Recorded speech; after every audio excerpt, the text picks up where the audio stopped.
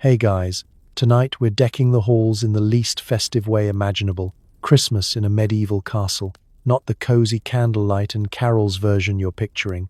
I mean the real thing. Drafty stone walls, questionable meat, dozens of relatives you actively fear. This is a Christmas where the Yule log is bigger than your car, the wine is safer than the water, and someone in the corner is absolutely coughing in a way that feels ominous. So before you get comfortable, take a second to like the video and subscribe. But only if you actually enjoy this strange little corner of history we keep wandering into together. And drop a comment telling me where you're listening from and what time it is. Somehow, no matter where you are, it's always vaguely too late to be learning about medieval digestion. Now dim the lights, turn on a fan for that soft background hum, get comfortable, maybe pull the blanket up just a little higher. Because let's pause for a moment and ask some important questions. What did Christmas actually mean in a medieval castle? Was it peaceful or deeply stressful? Who was cooking, and were they okay? How many days did the feast last before it turned into a hostage situation? Did anyone actually enjoy themselves? Or was everyone just cold, drunk, and trying not to insult the wrong noble? And most importantly, would you survive it? Congratulations. You've just woken up in a medieval castle. It's Christmas. The year is somewhere in the 1300s. The stone walls are sweating. There's straw in your hair. And someone nearby is already yelling about geese. Welcome. You wake up not to soft music or excitement, but to the echo of footsteps on stone and the distant clatter of servants who have been awake since before dawn. Your bed is narrow. Your blanket smells faintly of sheep. And the room is so cold your breath feels like it's trying to escape without you. Christmas has arrived, but your body isn't convinced this is a good thing yet.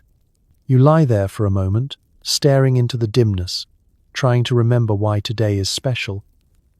Then it hits you, Christmas, which, in theory, is a holy celebration of joy and generosity. In practice, it feels exactly like every other freezing morning. Except louder. Much louder. Somewhere beyond your door, a wooden bucket tips over. Someone mutters a prayer. Someone else is already arguing about geese. Your mattress, if it deserves that title, is a wooden frame with a sack of straw that has given up on being soft sometime last winter. Every movement produces a gentle crunch, like you're sleeping on a very judgmental salad. You shift slightly and immediately regret it, because the cold seeps in through the blanket, as if it's been waiting for this opportunity all night. The blanket itself is heavy, coarse, and smells of wool, smoke, and history. Not good history. The kind that scratches. You consider staying still. Very still. Medieval still. But then your toes remind you they exist and are actively freezing. So you sit up, slowly, because standing too fast in the Middle Ages feels like tempting fate. The stone floor greets your feet with all the warmth of a tomb. There are no slippers, there is no rug, there is only endurance. The room around you is dim, lit by a thin grey light, creeping in through a narrow window slit, designed more for arrows than sunlight. The walls are thick stone, impressive to look at, deeply committed to retaining cold. If the castle were a person, it would be the kind that insists it's just naturally chilly while everyone else suffers. You hear movement now. Servants passing in the corridor, their steps quick and purposeful. They've been awake for hours, because Christmas doesn't mean sleeping in when you work in a castle. It means more work. Much more work. Somewhere below, a fire roars to life. And for a brief, hopeful moment, you imagine warmth spreading upward through the stone. It does not. As you stand, you notice the smell. It's not unpleasant exactly, but it's layered. Smoke from last night's fires. Wool. Human beings who live very close to one another. And beneath it all, the faint promise of food. Roasting meat has a way of announcing itself early, drifting through hallways like a rumor you desperately want to believe. You stretch carefully, your joints protesting like they've already put in a full day of labor. You are not old, but you feel experienced. Medieval experience ages you faster. Your back cracks softly, echoing just a bit too loudly in the stone room, and you pause, hoping no one heard that, not because it's embarrassing, but because everything in a castle echoes, and you don't want your spine to start a conversation. Pulling on your clothes is an exercise in patience. The fabric is cold, stiff, and eager to remind you it has never known softness. Layers go on one by one, each adding warmth, but also weight, until you feel like a walking pile of festive laundry. This is your Christmas best. You look exactly as the season intended. Slightly miserable, deeply practical. Outside your door, voices rise. A laugh, a shout. The day is beginning whether you're ready or not. Bells will ring soon. Prayers will be said. Food will appear and disappear at alarming speeds. But for now, this moment is yours. Standing in the cold, fully awake, fully aware that Christmas in a medieval castle doesn't start with magic. It starts with resolve. You take a breath, visible in the air, and step toward the door. The day is waiting. Let's talk about the building you're in, because it hates you. Castles are made of thick stone, which is excellent for defense and absolutely terrible for warmth. The walls radiate cold, like they're personally offended by the concept of comfort. Somewhere, a fire is burning, but it's doing its best, and that's all anyone can ask. You feel it immediately. The cold isn't dramatic or sharp. It's patient. It seeps into your bones slowly, the way regret does, and settles there like it's signed a long-term lease. Stone doesn't just get cold, it remembers being cold. Even if a fire has been roaring all night, the walls absorb that warmth, nod politely, and then give absolutely none of it back. As you walk through the castle corridors, your footsteps echo endlessly. Not because the halls are grand, but because everything is hard, hollow, and determined to amplify your suffering. The ceilings are high, which looks impressive and feels useless. Warm air rises, and since you are not floating near the rafters like a festive medieval ghost, none of it benefits you. Drafts appear from nowhere. One moment you're fine, the next a mysterious gust slides down your neck like an icy finger reminding you that windows were not designed with comfort in mind. Most of them are narrow slits, covered with oiled cloth or wooden shutters, which block arrows beautifully and block cold not at all. Glass exists, technically, but it's rare, expensive, and never where you need it. You pass a wall so thick it could survive the end of civilization, and you can't help but admire it while resenting it deeply. These walls are several feet thick, built to withstand sieges, cannon fire, and angry neighbors.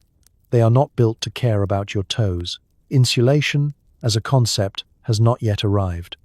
The idea that you might want to be warm indoors year-round would sound dangerously soft to the people who designed this place. There are fires, of course, huge ones, impressive ones, fires that look like they should solve the problem. They do not. A fireplace warms exactly the space directly in front of it and nothing else. Stand too close, and you roast one side of your body like a Christmas goose. Step back 2 feet, and you're back in a meat locker. Medieval climate control is less about balance and more about choosing which extremity suffers today. The stone floors are another betrayal. No matter how many rushes, straw mats, or rugs you throw down, the cold rises up from beneath like it's alive. You can feel it through your boots, through your socks, through your optimism. The floor doesn't care that it's Christmas. The floor cares that it is stone, and that you are warm, which it finds unacceptable. Even the air feels different. Thick, heavy, tinged with smoke that never fully leaves. because chimneys are a suggestion, not a guarantee. The smoke helps keep pests away, which is nice, but it also means your eyes sting slightly all the time, as if the castle itself is judging you. You notice that everyone moves quickly, not because they're busy, though they are, but because standing still in a castle is a bad idea. If you stop moving, the cold notices. Servants know this. Guards know this. Even nobles know this, though they pretend not to. People pace, shift, and hover near fires, pretending it's casual. And yet, despite all of this, castles were considered luxury. This is the best housing available. These drafty stone fortresses are the height of medieval comfort and power. If you lived outside these walls, you'd be colder. Much colder. This place may hate you, but the world beyond it hates you more. So you endure. You pull your cloak tighter. You angle your body toward heat whenever possible. You learn which corridors are slightly less windy and which rooms are a lost cause. You develop opinions about fireplaces, strong ones. Because the castle isn't trying to kill you, it's just indifferent. And in the Middle Ages, indifference from your shelter is about the best you can hope for. It's time to put on your best clothes, which are still itchy, heavy, and smell like smoke.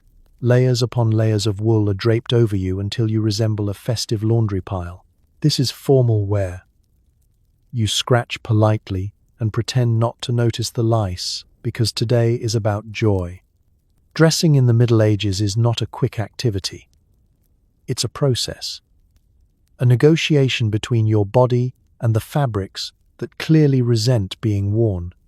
The first layer goes on cold, immediately shocking your skin like it's trying to wake you up more aggressively than the church bells ever could. Linen, if you're lucky enough to have it, is thin but stiff, and it does absolutely nothing to protect you from the cold. Its sole purpose seems to be separating you from the wool, which will spend the rest of the day attacking you personally. Then comes the wool, so much wool. Thick, heavy, scratchy wool that traps heat, but also traps every smell it has ever encountered. Smoke from hearth fires, sweat from yesterday, possibly the faint memory of a sheep. You pull it over your head, and for a moment your world narrows to darkness, fabric, and regret. When you emerge, you feel warmer and significantly less comfortable. Each additional layer adds weight. By the time you're done, you feel like you're wearing a very determined blanket that refuses to let you move freely. Bending is a suggestion. Turning too quickly feels risky. Sitting down later will require planning. This is not clothing designed for elegance. It's clothing designed for survival that accidentally wandered into a religious holiday. You adjust a belt or a cord to keep everything from sliding off. Buttons are rare, fasteners are basic, and tailoring is optimistic. Clothes are made to fit a general shape, not you specifically. If something pinches or sags, that's just character. Everyone looks vaguely uncomfortable, and that's how you know you're doing it right. Footwear, if you have it, is equally unforgiving. Shoes are made of leather, thin and stiff, offering little protection from the cold stone floors you'll be standing on for hours. There is no arch support, no cushioning, and no mercy. If you're especially fortunate, you've stuffed some cloth inside them for warmth. If not, your toes are once again left to make their own life choices. As you finish dressing, you catch sight of yourself. Maybe in a polished piece of metal, maybe just by looking down at your own sleeves. You look respectable. You look pious. You look like someone who is ready to stand in church for a very long time without complaining. That's the goal. Christmas is not about comfort. It's about endurance with a festive theme. You scratch again, casually, like it's nothing. Lice are a fact of life, not a personal failing. Everyone has them. Nobles have them. Clergy have them. Even the bishop, standing very still and holy, is probably itchy under those robes. No one talks about it. Scratching too aggressively would be impolite, and today is about appearances. There might be a cloak involved, if the occasion is important enough. Cloaks are dramatic, heavy, and excellent at collecting drafts. You drape it over your shoulders and immediately feel more important and slightly more trapped. The cloak swishes when you move, announcing your presence whether you want it to or not. It's festive, in a medieval way.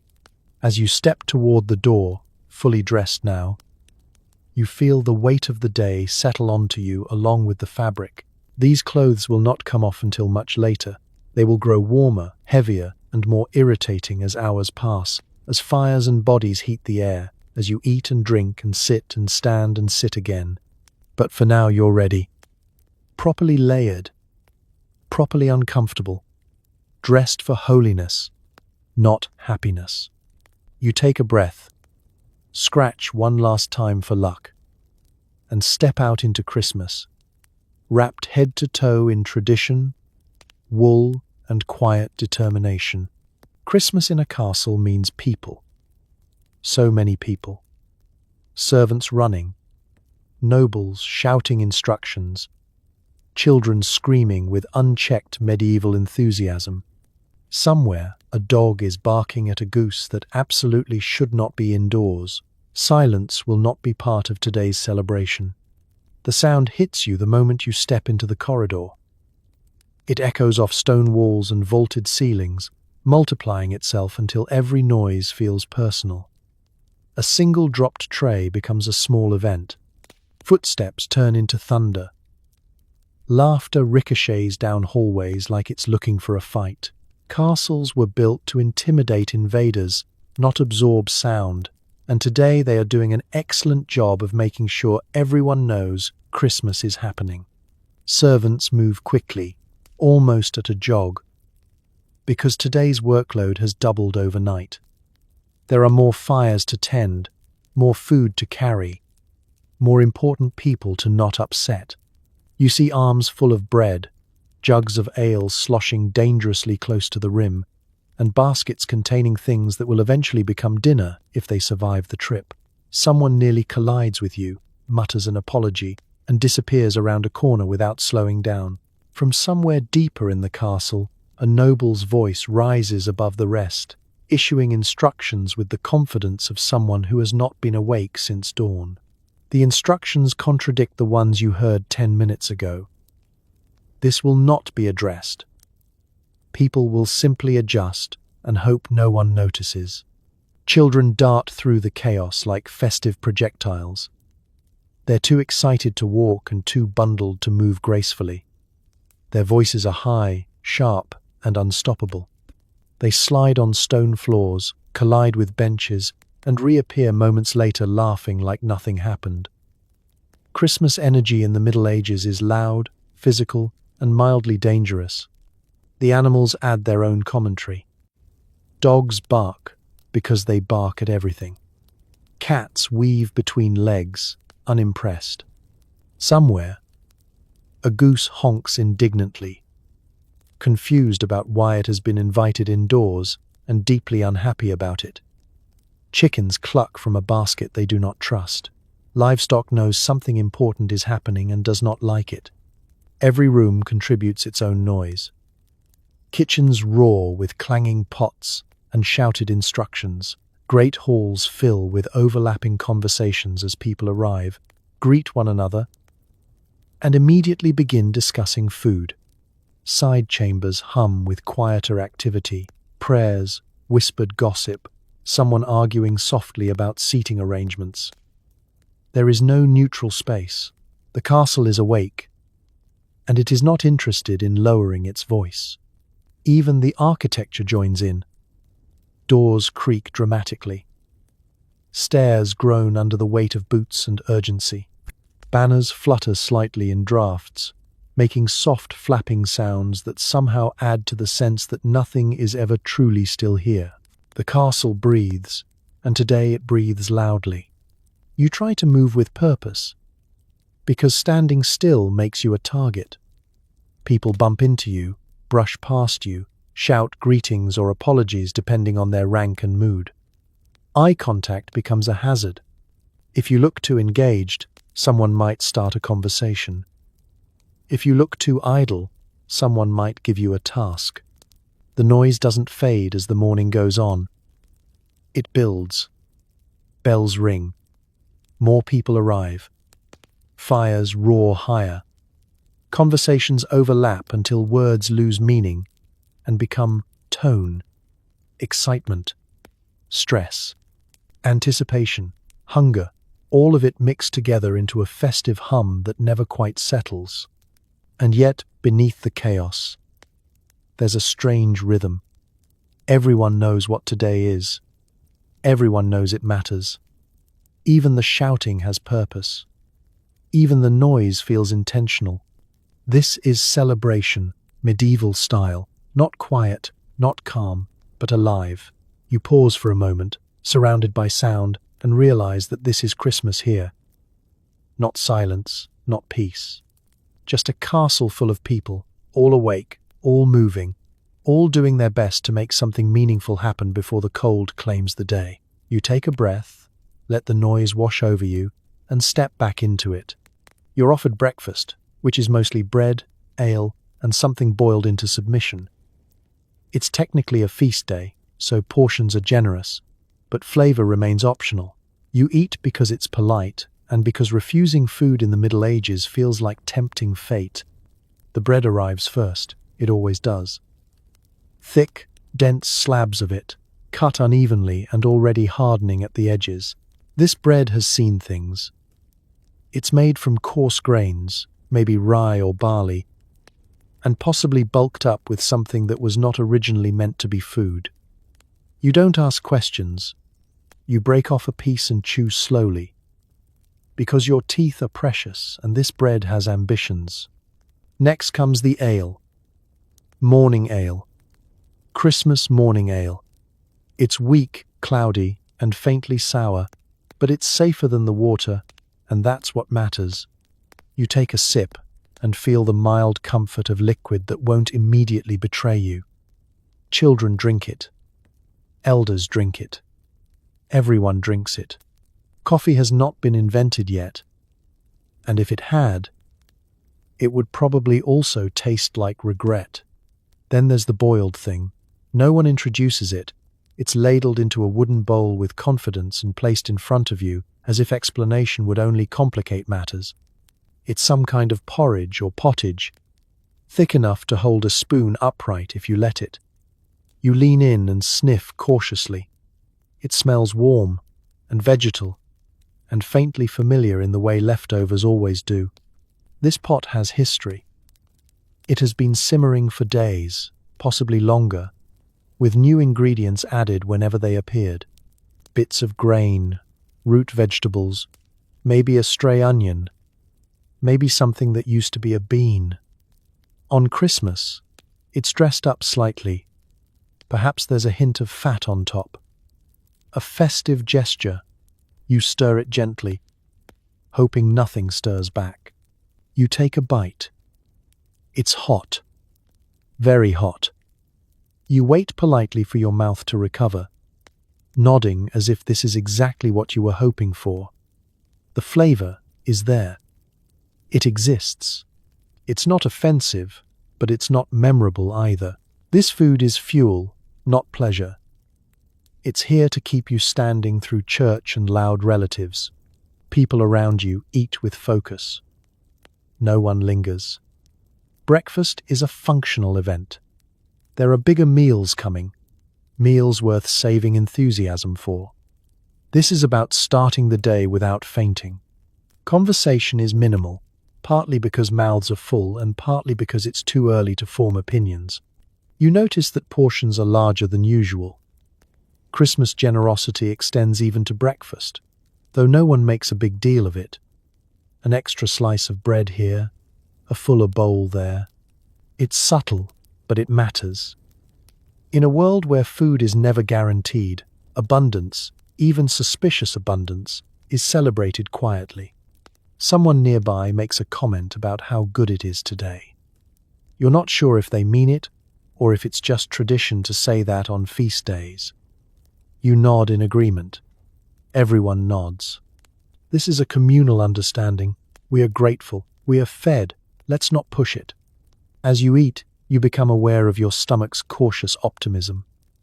It's pleased but wary. Medieval digestion is a gamble, and breakfast sets the tone. You chew thoroughly. You drink ale to help things along. You trust that Christmas food is blessed and therefore less likely to harm you. This is not science. This is hope.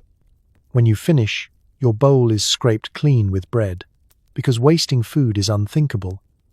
You feel heavier now, warmer, slightly more prepared to face the day. The suspicious breakfast has done its job. You stand, wiping your hands on a cloth that has other priorities, and prepare to move on. Church awaits. Bells will ring. The real feast is still hours away. For now, you've eaten, and in the Middle Ages, that's already a small Christmas miracle. Before any real celebrating can begin, you're heading to church. Everyone is. Cold, hungry, stiff from stone floors, you shuffle in to stand through a long service conducted entirely in Latin you do not understand. This is festive discipline. God is watching, and he expects attendance. The bells start before you're ready. They always do. Loud, relentless, echoing across the castle grounds, like a reminder that personal comfort is not part of the spiritual journey. Each toll vibrates through your chest and into your already sore joints. There's no snoozing it, no pretending you didn't hear it. When the bells ring, you go. You join the slow procession toward the chapel. Bundled in wool, cloaks pulled tight, breath puffing in pale clouds. Everyone moves carefully, not out of reverence, but because slipping on icy stone steps on Christmas morning would be deeply embarrassing and possibly fatal. The path is worn smooth from centuries of obedience. The chapel itself is beautiful in the way cold things often are. Tall stone arches stretch upward, candles flicker bravely against the dark, and stained glass filters weak winter light into somber colors. It's impressive, it's sacred, it's also absolutely freezing. The air inside is barely warmer than outside, and you immediately regret every life choice that led you here. There are no pews for most people. Standing is expected. Kneeling happens often. Your legs already know this is going to be a long morning. You shift your weight from foot to foot, trying to find a position that doesn't make your knees feel like they're being slowly negotiated out of existence. The service begins, and Latin fills the space. Long, flowing sentences rise and fall in a rhythm that sounds important, even if the meaning sails comfortably over your head. You catch familiar moments, prayers you've memorized phonetically, responses you know when to repeat. You say them confidently, hoping God appreciates enthusiasm over accuracy. Incense drifts through the air, thick and smoky, mixing with the smell of damp wool and human patience. It's meant to be holy. It also makes your eyes water. You blink, sniff, and remind yourself that suffering is kind of the point. Christmas joy comes later. First, endurance. Around you, people fidget subtly. A child shifts too much and earns a quiet correction. Someone coughs and tries to make it sound respectful. A noble stands very still, because nobles are excellent at standing very still while being uncomfortable. You follow their example, because copying powerful people feels safe. The priest's voice echoes, amplified by stone walls designed to carry sound and guilt equally well. Sermons are long, because today matters. This is the most important day of the year, spiritually speaking. Every word is delivered with gravity, even if no one listening could summarize it afterward. Time stretches. Your feet go numb. Your stomach, which was cautiously satisfied at breakfast, begins thinking ahead to the feast and feeling impatient. You ignore it. This is not the moment for hunger. This is the moment for devotion, or at least the appearance of it. There are moments of beauty. the candlelight, the singing, the shared silence when everyone bows their heads together. Even if you don't understand the words, you understand the feeling. This matters. It connects you to everyone around you, to everyone who has stood here before, cold and obedient and hopeful. When the service finally draws to a close, there's a collective sense of relief that no one acknowledges out loud. You file out slowly, muscles stiff, joints complaining, faith officially demonstrated for the day. You've done it. You've shown up. God has seen you. Christmas can proceed. You step back into the cold, bells fading behind you, and allow yourself a small, private thought. At least the food is coming. Leaving church, you're reminded that winter does not care about holidays. The wind cuts straight through your cloak like it's been personally trained for this moment. You fantasize briefly about fireplaces that actually heat entire rooms, then feel ashamed for such dangerous thoughts. The cold hits harder now, partly because you've been standing still for so long, and partly because winter enjoys timing. The chapel door opens, and a sharp blast of air sweeps in, slicing through the lingering incense and any illusion that warmth exists in the world. You pull your cloak tighter, which helps emotionally, if not physically. The path back to the castle is familiar but unforgiving. Stone underfoot is slick with frost, worn smooth by centuries of obedient footsteps. You walk carefully, because falling on Christmas would be memorable for all the wrong reasons. Around you, people shuffle, heads down, shoulders hunched, moving as a single, slow organism dedicated entirely to getting back inside. The wind doesn't just blow, it sneaks. It finds gaps you didn't know existed, around your neck, down your sleeves, through seams that have survived wars but cannot survive December. Each gust feels personal. Like winter is offended you thought church would earn you a break. You hear sniffles, coughs, the soft rustle of wool rubbing against wool. No one talks much. Conversation would require opening your mouth, and that feels risky. Breathing through your nose is a deliberate act now. Measured and cautious, like you're rationing air. For a moment, you let your mind wander.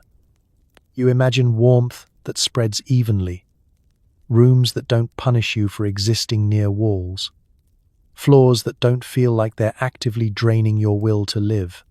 The fantasy is brief and immediately followed by guilt. Comfort on that level feels excessive, almost sinful. You tuck the thought away like contraband. The castle looms ahead, grey and solid against the pale winter sky. It looks imposing, permanent, and only slightly less cold than the outdoors. Smoke rises from chimneys and roof vents, thin and hopeful. Fires are burning. You can smell them faintly, and that alone gives you strength. As you draw closer, the sounds return, muffled voices, the clatter of activity. Life continuing, loud and stubborn, inside those walls. It's comforting in its own way.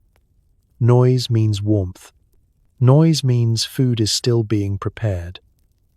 Noise means people are moving, and therefore alive. Your legs ache as you climb the final steps. Wool has grown heavier with moisture from your breath and the air. Your cloak flaps uselessly behind you, more ceremonial than effective. You're halfway numb and fully committed to never leaving a fire's vicinity again once you're back inside.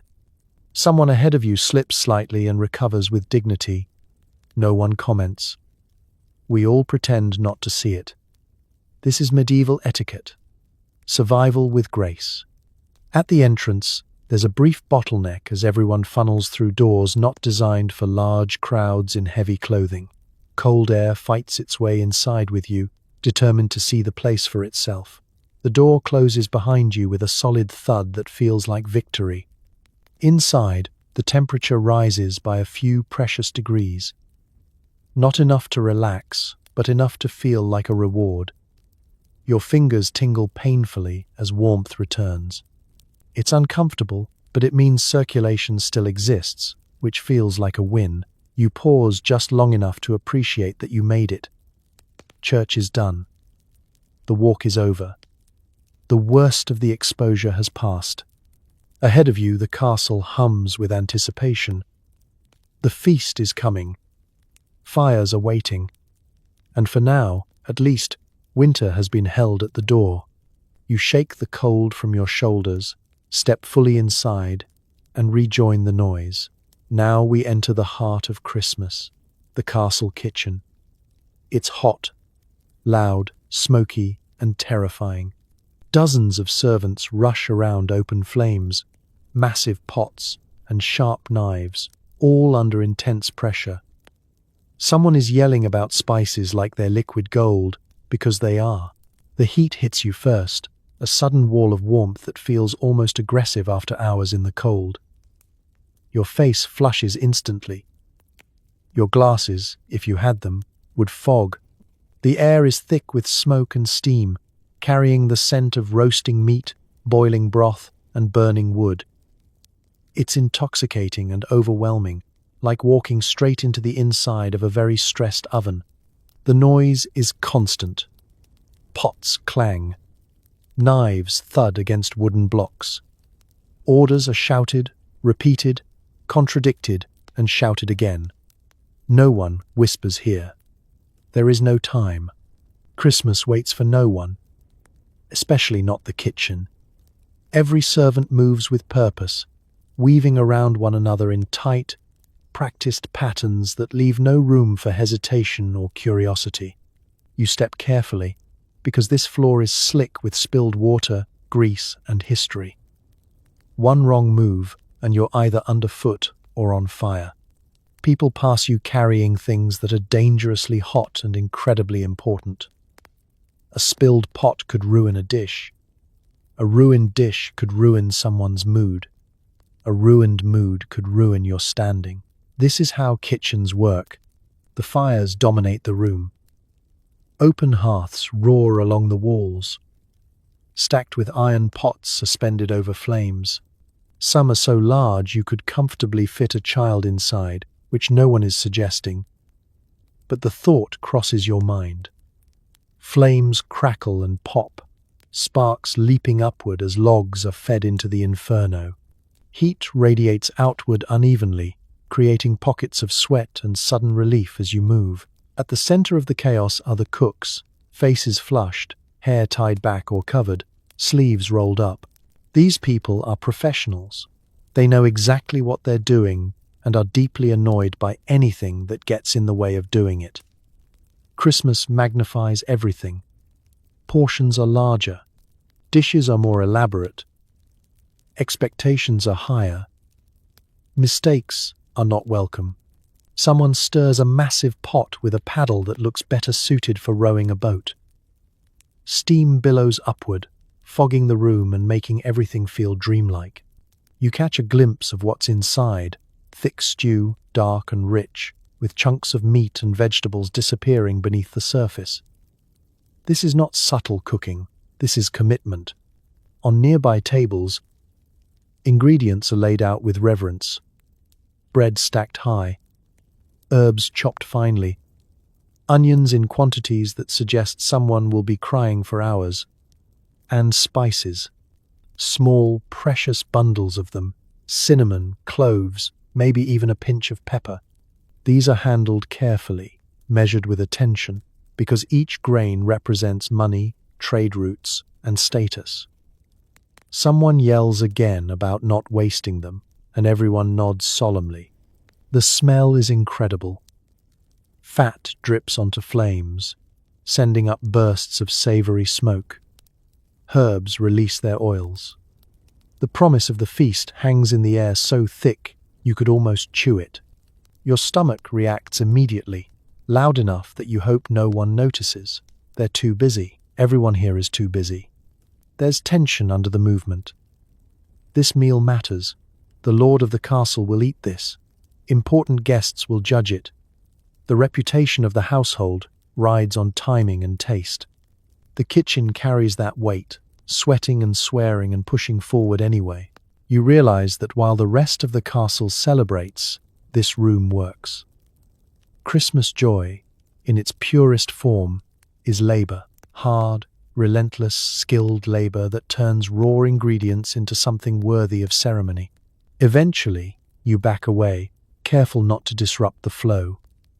The kitchen does not need observers. It needs space and fire and focus. As you leave, the heat fades, replaced by the familiar chill of stone halls.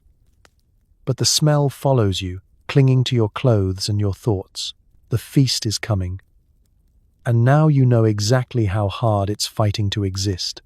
Outside or in nearby rooms, the Christmas meal is still very much alive.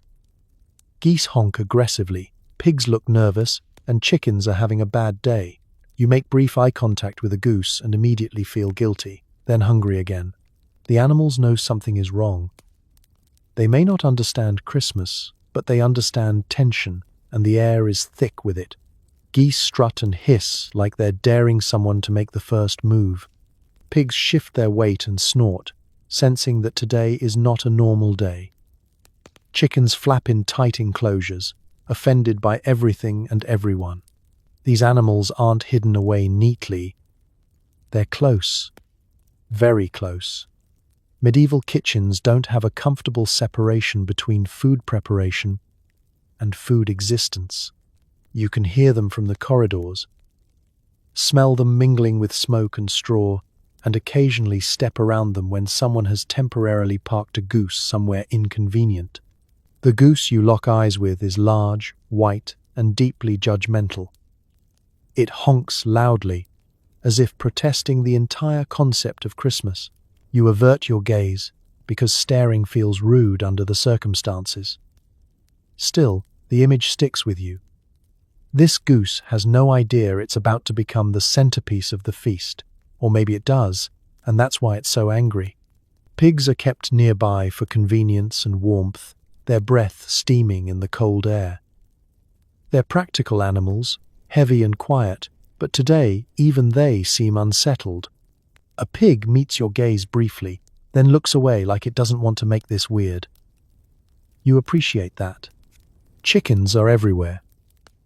In baskets, in crates, sometimes loose, because chickens respect no boundaries.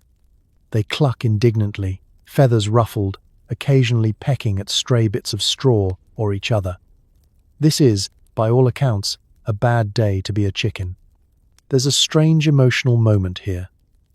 You recognize these animals. They've been part of the castle for months, maybe years. You've seen them fed, herded, occasionally escape. They are familiar. And now they are dinner. Medieval life does not encourage prolonged reflection on this fact. But Christmas has a way of slowing things down just enough for it to register. You feel a flicker of guilt. Brief. Manageable. Immediately followed by hunger. The human brain is efficient that way. Servants move among the animals with practiced calm. This is not their first Christmas. They handle geese carefully, avoiding beaks that could remove a finger if provoked. They soothe pigs with low voices. They collect chickens swiftly, because hesitation leads to chaos. The work is physical, messy, and deeply unglamorous. Feathers drift through the air. Straw crunches underfoot. The smell is strong and unmistakable. Animal warmth, earth, and inevitability. This is where food begins, long before it's plated and praised. You step back slightly, giving space. This part of Christmas isn't meant for lingering. It's a reminder of where abundance comes from in a world without distance from your dinner. There's no grocery store, no packaging, no polite separation. What you eat, you face.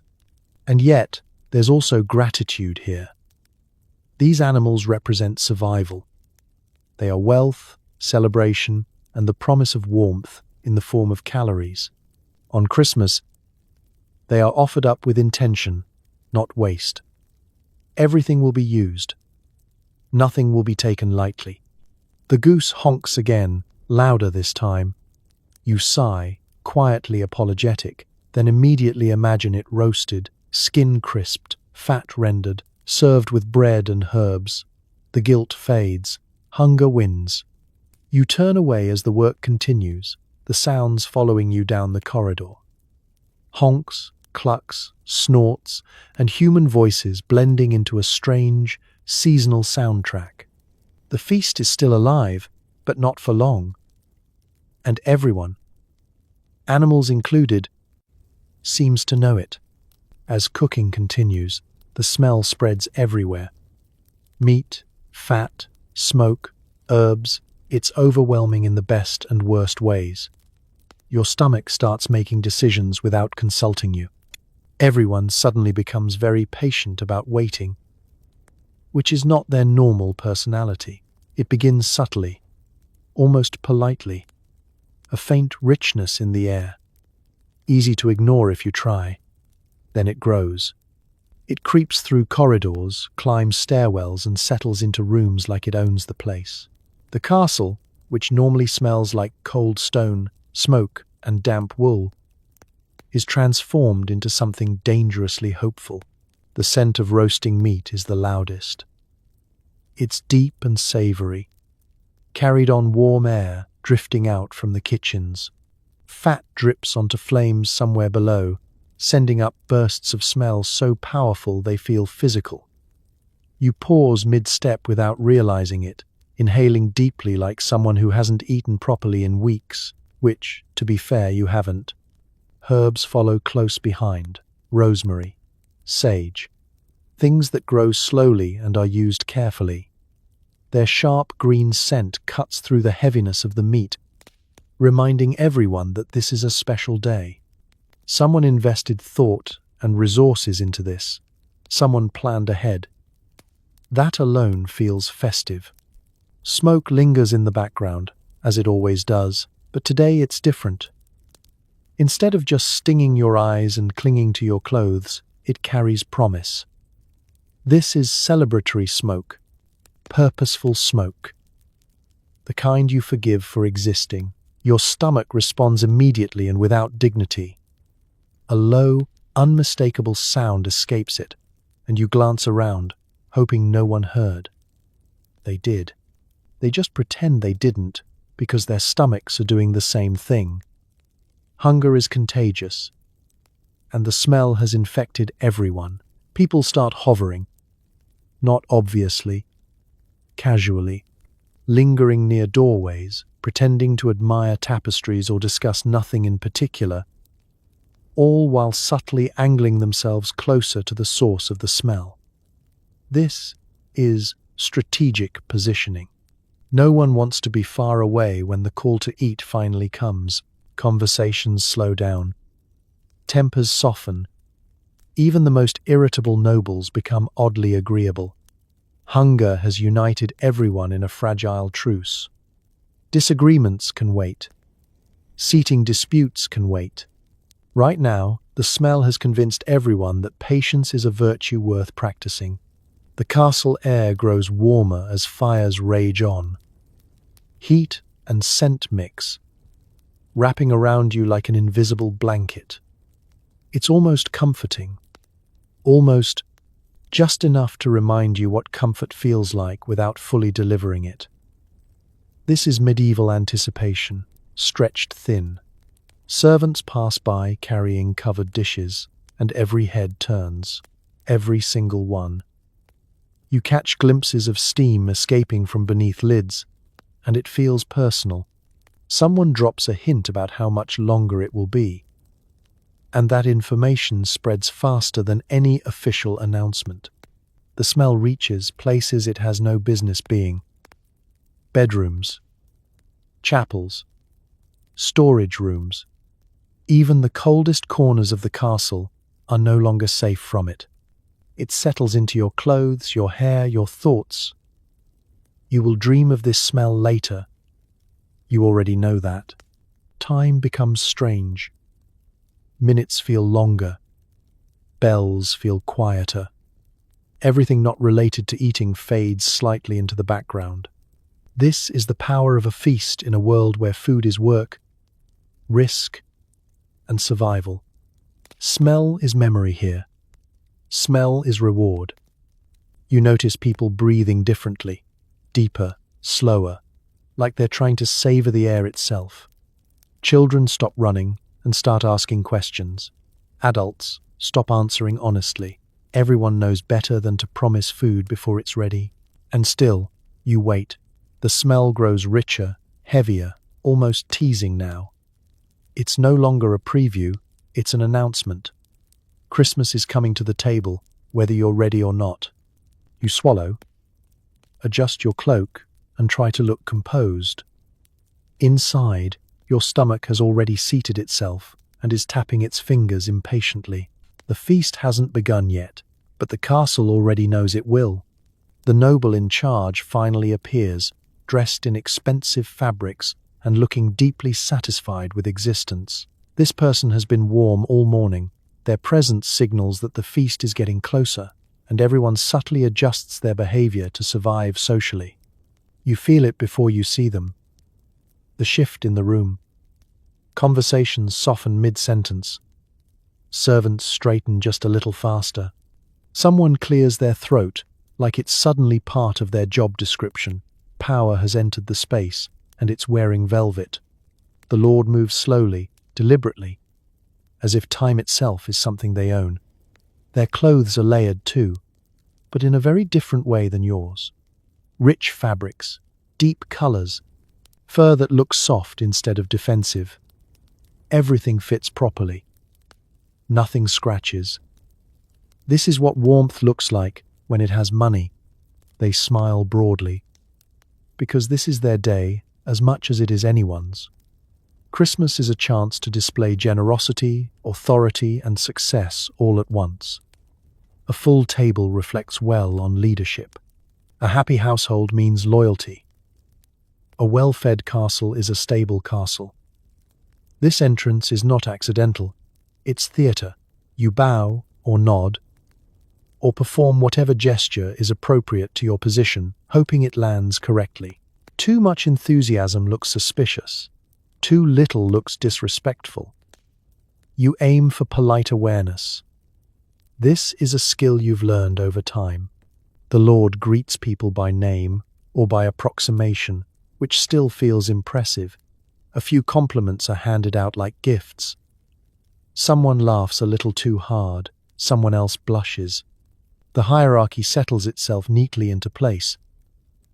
Everyone reassured of where they stand. Behind the Lord trails a small orbit of important people, family members, favored guests, advisors who look like they've already eaten something better than breakfast. They radiate confidence and warmth, figuratively and literally. You suspect they passed several fires on the way here and paused at each one. The room feels fuller now, even though no one new has technically arrived. Attention gathers. Eyes follow movements. People stand straighter without fully realizing they're doing it. This is leadership by presence. The Lord doesn't need to announce that the feast is near. Everyone knows. A brief exchange happens between the Lord and a senior servant. A nod. A quiet word. Something important has been confirmed. The kitchens are nearly ready. This information ripples outward invisibly, and morale lifts instantly. The Lord laughs at something, an easy, confident sound, and the tension drops just enough to breathe. This is a good sign. A relaxed Lord means a pleasant feast. A tense one means long speeches, strict manners, and possibly less wine. You notice how differently people behave now. Conversations become more formal, complaints disappear. Everyone remembers their best self. This is survival through politeness. Christmas cheer, filtered through social awareness. The Lord gestures broadly, acknowledging the room, and thanks everyone for attending church, for their hard work, for being part of the household. The words are familiar, expected, but still appreciated. Recognition matters, especially on days like this. There's no official announcement yet, no call to sit, but the energy has changed. This is the moment between preparation and reward, the final stretch.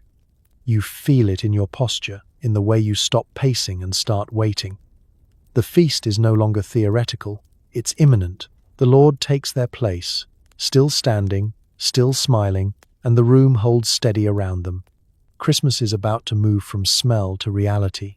Where you sit at the Christmas feast matters more than you'd like. Rank determines everything. Being seated too far down the table is an insult. Being seated too close is dangerous. You smile, nod, and hope no one has opinions about your posture. The tables are long, heavy, and already arranged with terrifying precision. Benches line them like invitations and warnings all at once.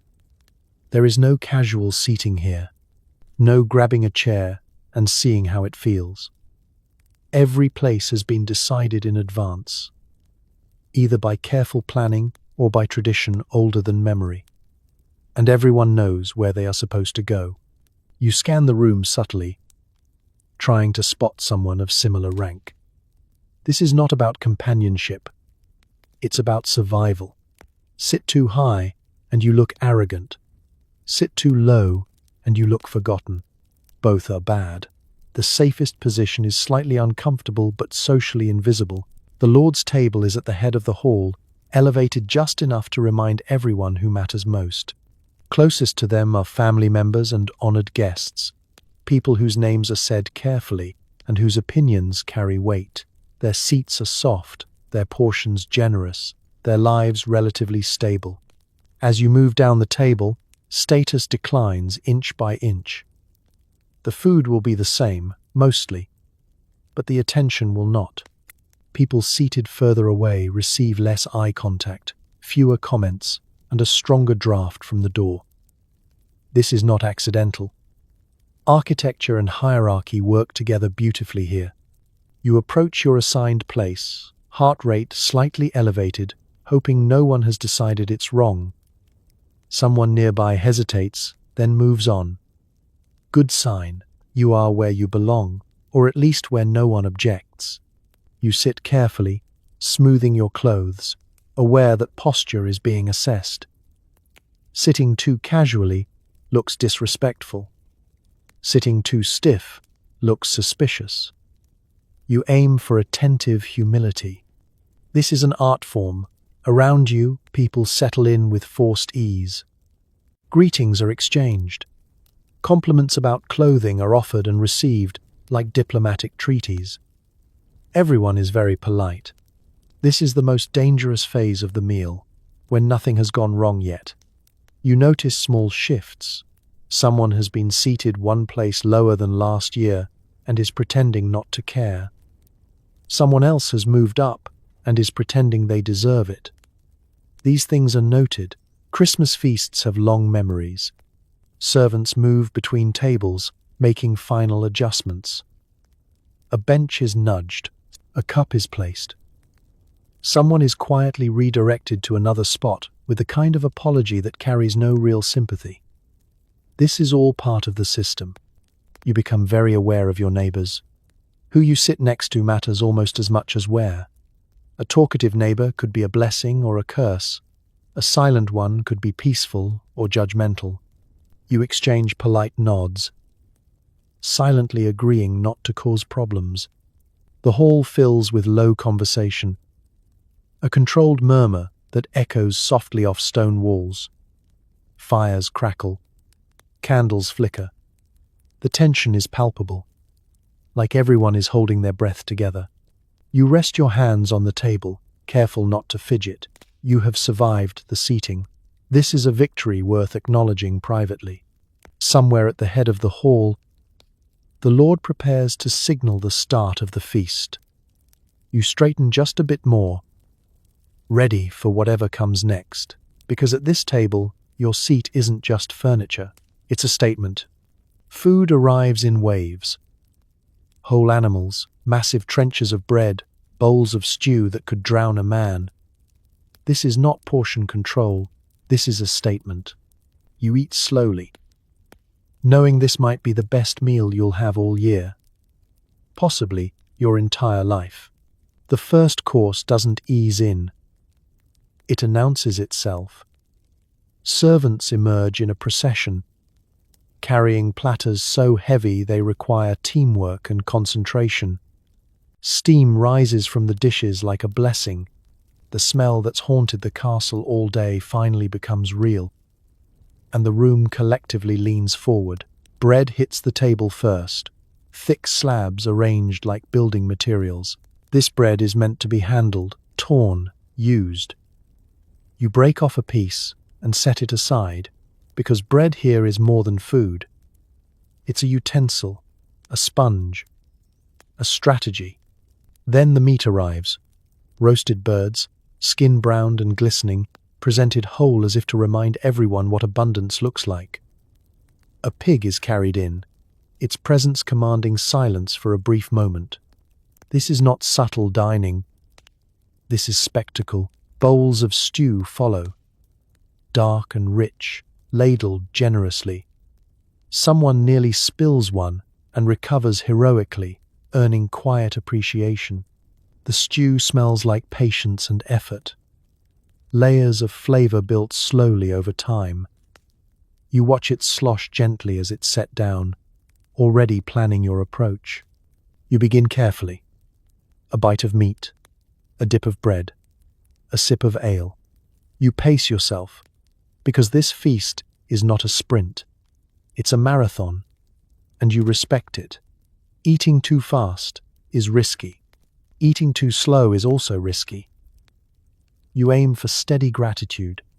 Around you, the hall fills with sound, chewing, laughter. The low hum of conversation rising as people relax. The tension from earlier dissolves into something warmer. Faces soften, shoulders drop. This is what food does. Hands replace forks, grease replaces manners. Bones are passed, set aside, or claimed without comment. You wipe your fingers on bread or cloth, whichever is closer and less important.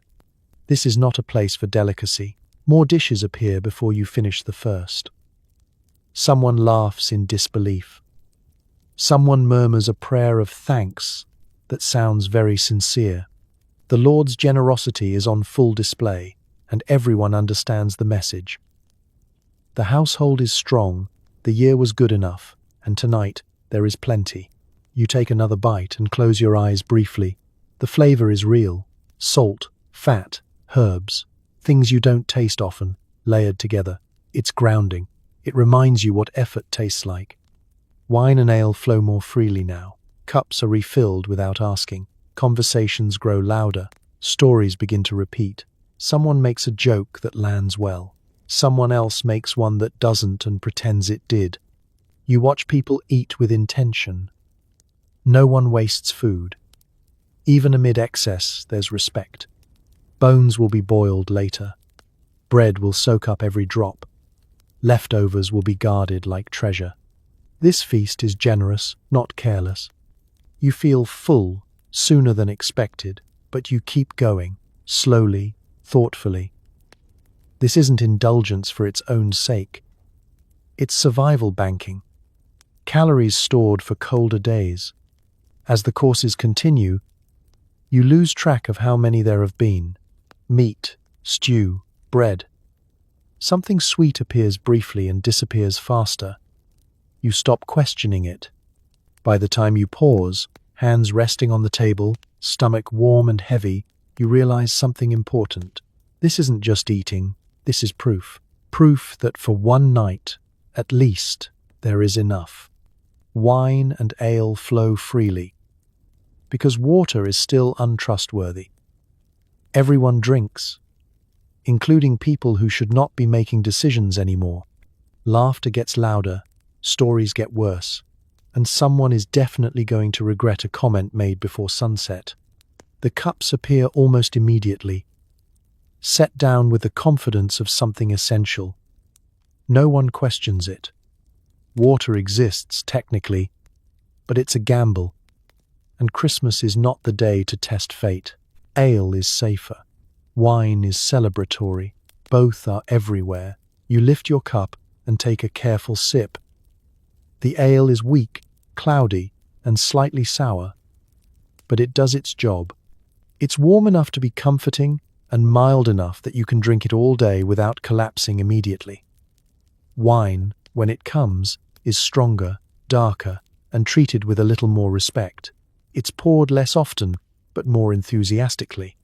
Drinking here isn't just indulgence, it's practical. Alcohol kills things water cannot. It warms you. It relaxes you. It makes sitting on a hard bench for hours feel like a choice. Everyone understands this. Even the children get watered-down versions because dehydration and despair are worse options.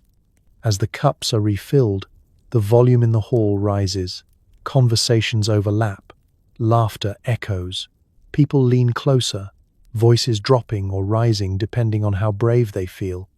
The edge of formality softens, though it never fully disappears. Rank still matters, it just matters louder now. You feel it too. A gentle warmth spreading through your chest, easing the stiffness in your shoulders. The itch of wool becomes less urgent.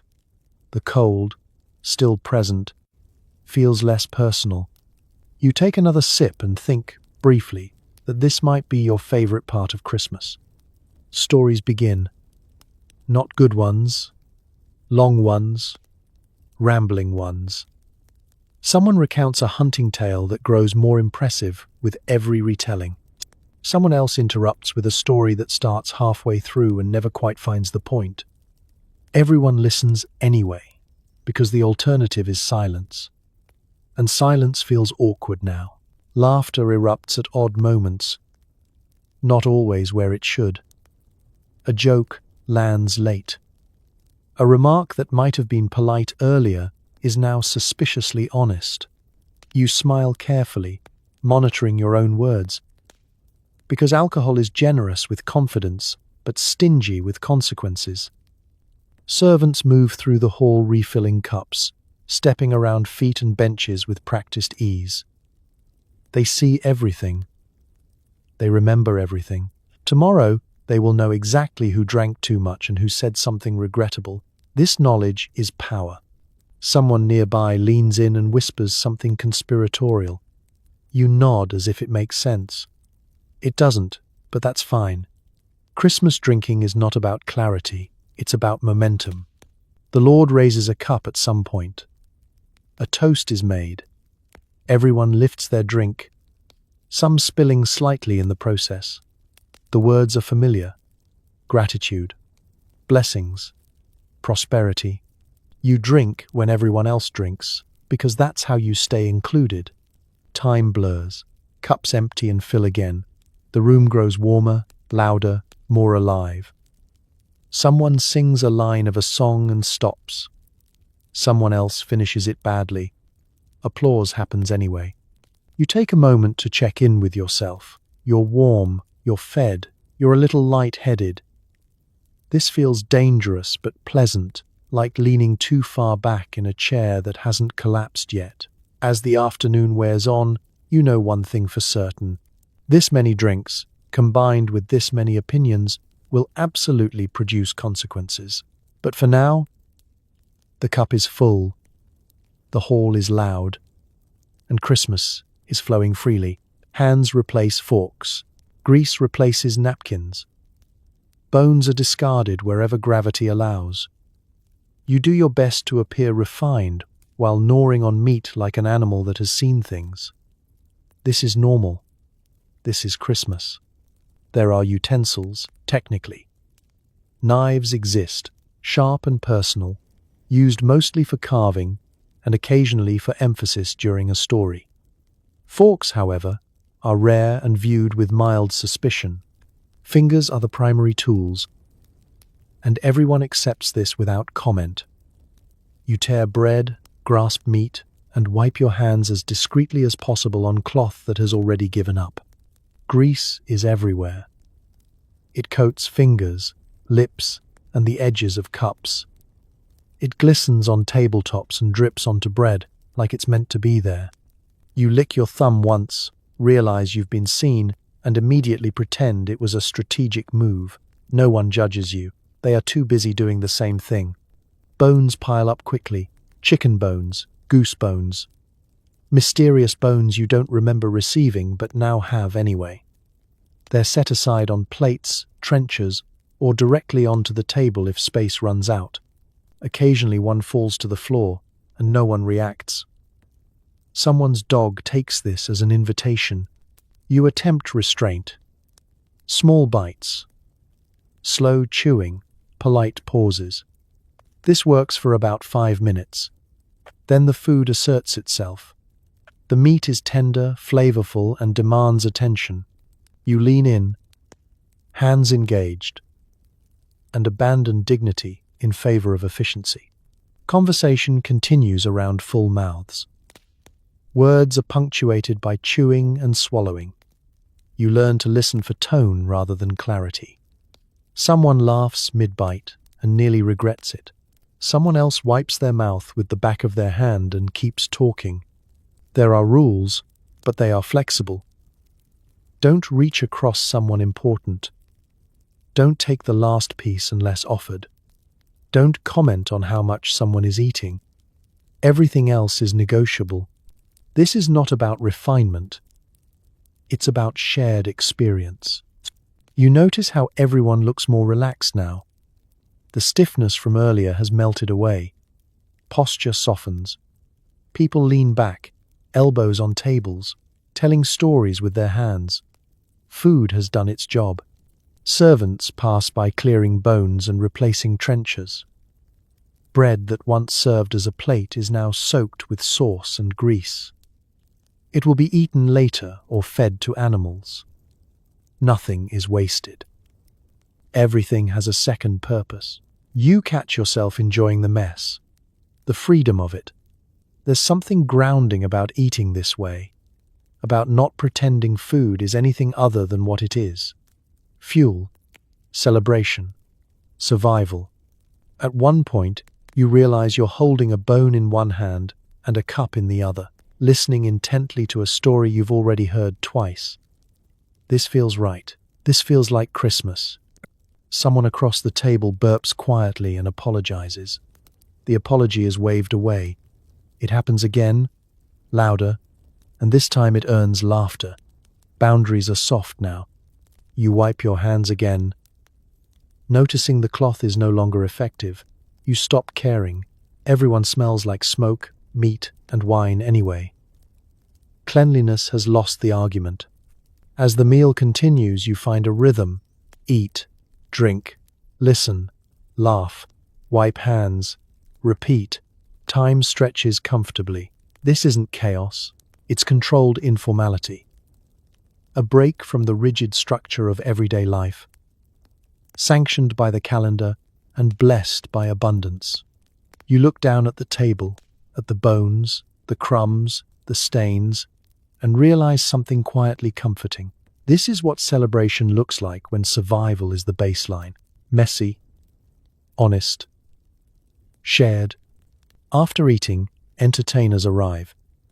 Musicians, jesters, maybe an acrobat who should not be doing that on stone floors.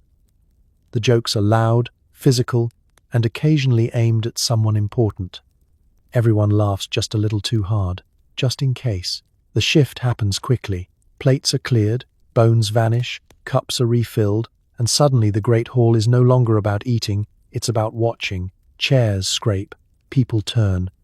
The fires crackle a little louder, as if they know it's showtime. The musicians enter first.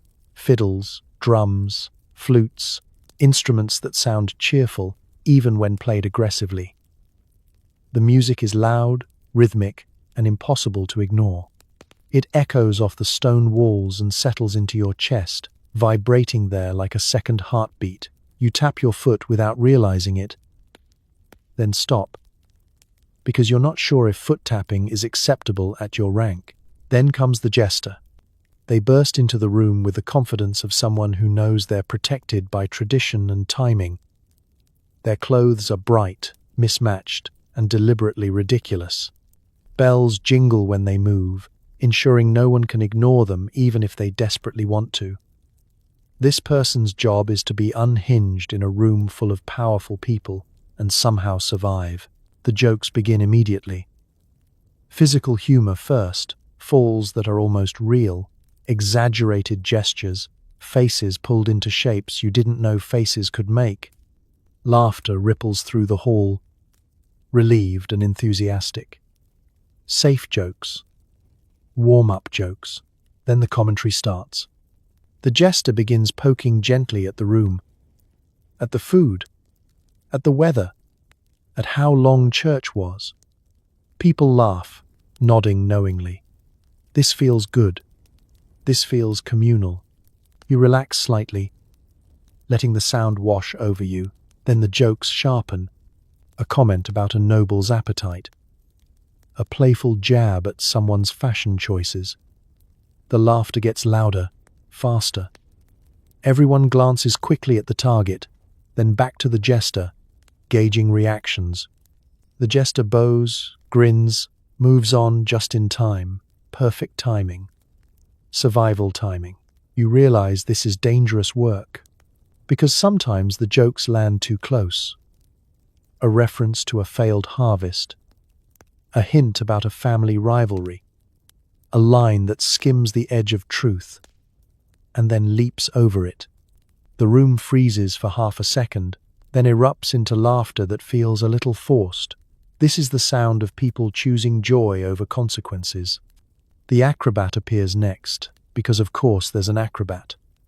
They stretch dramatically, eyeing the stone floor like it's an enemy they've fought before.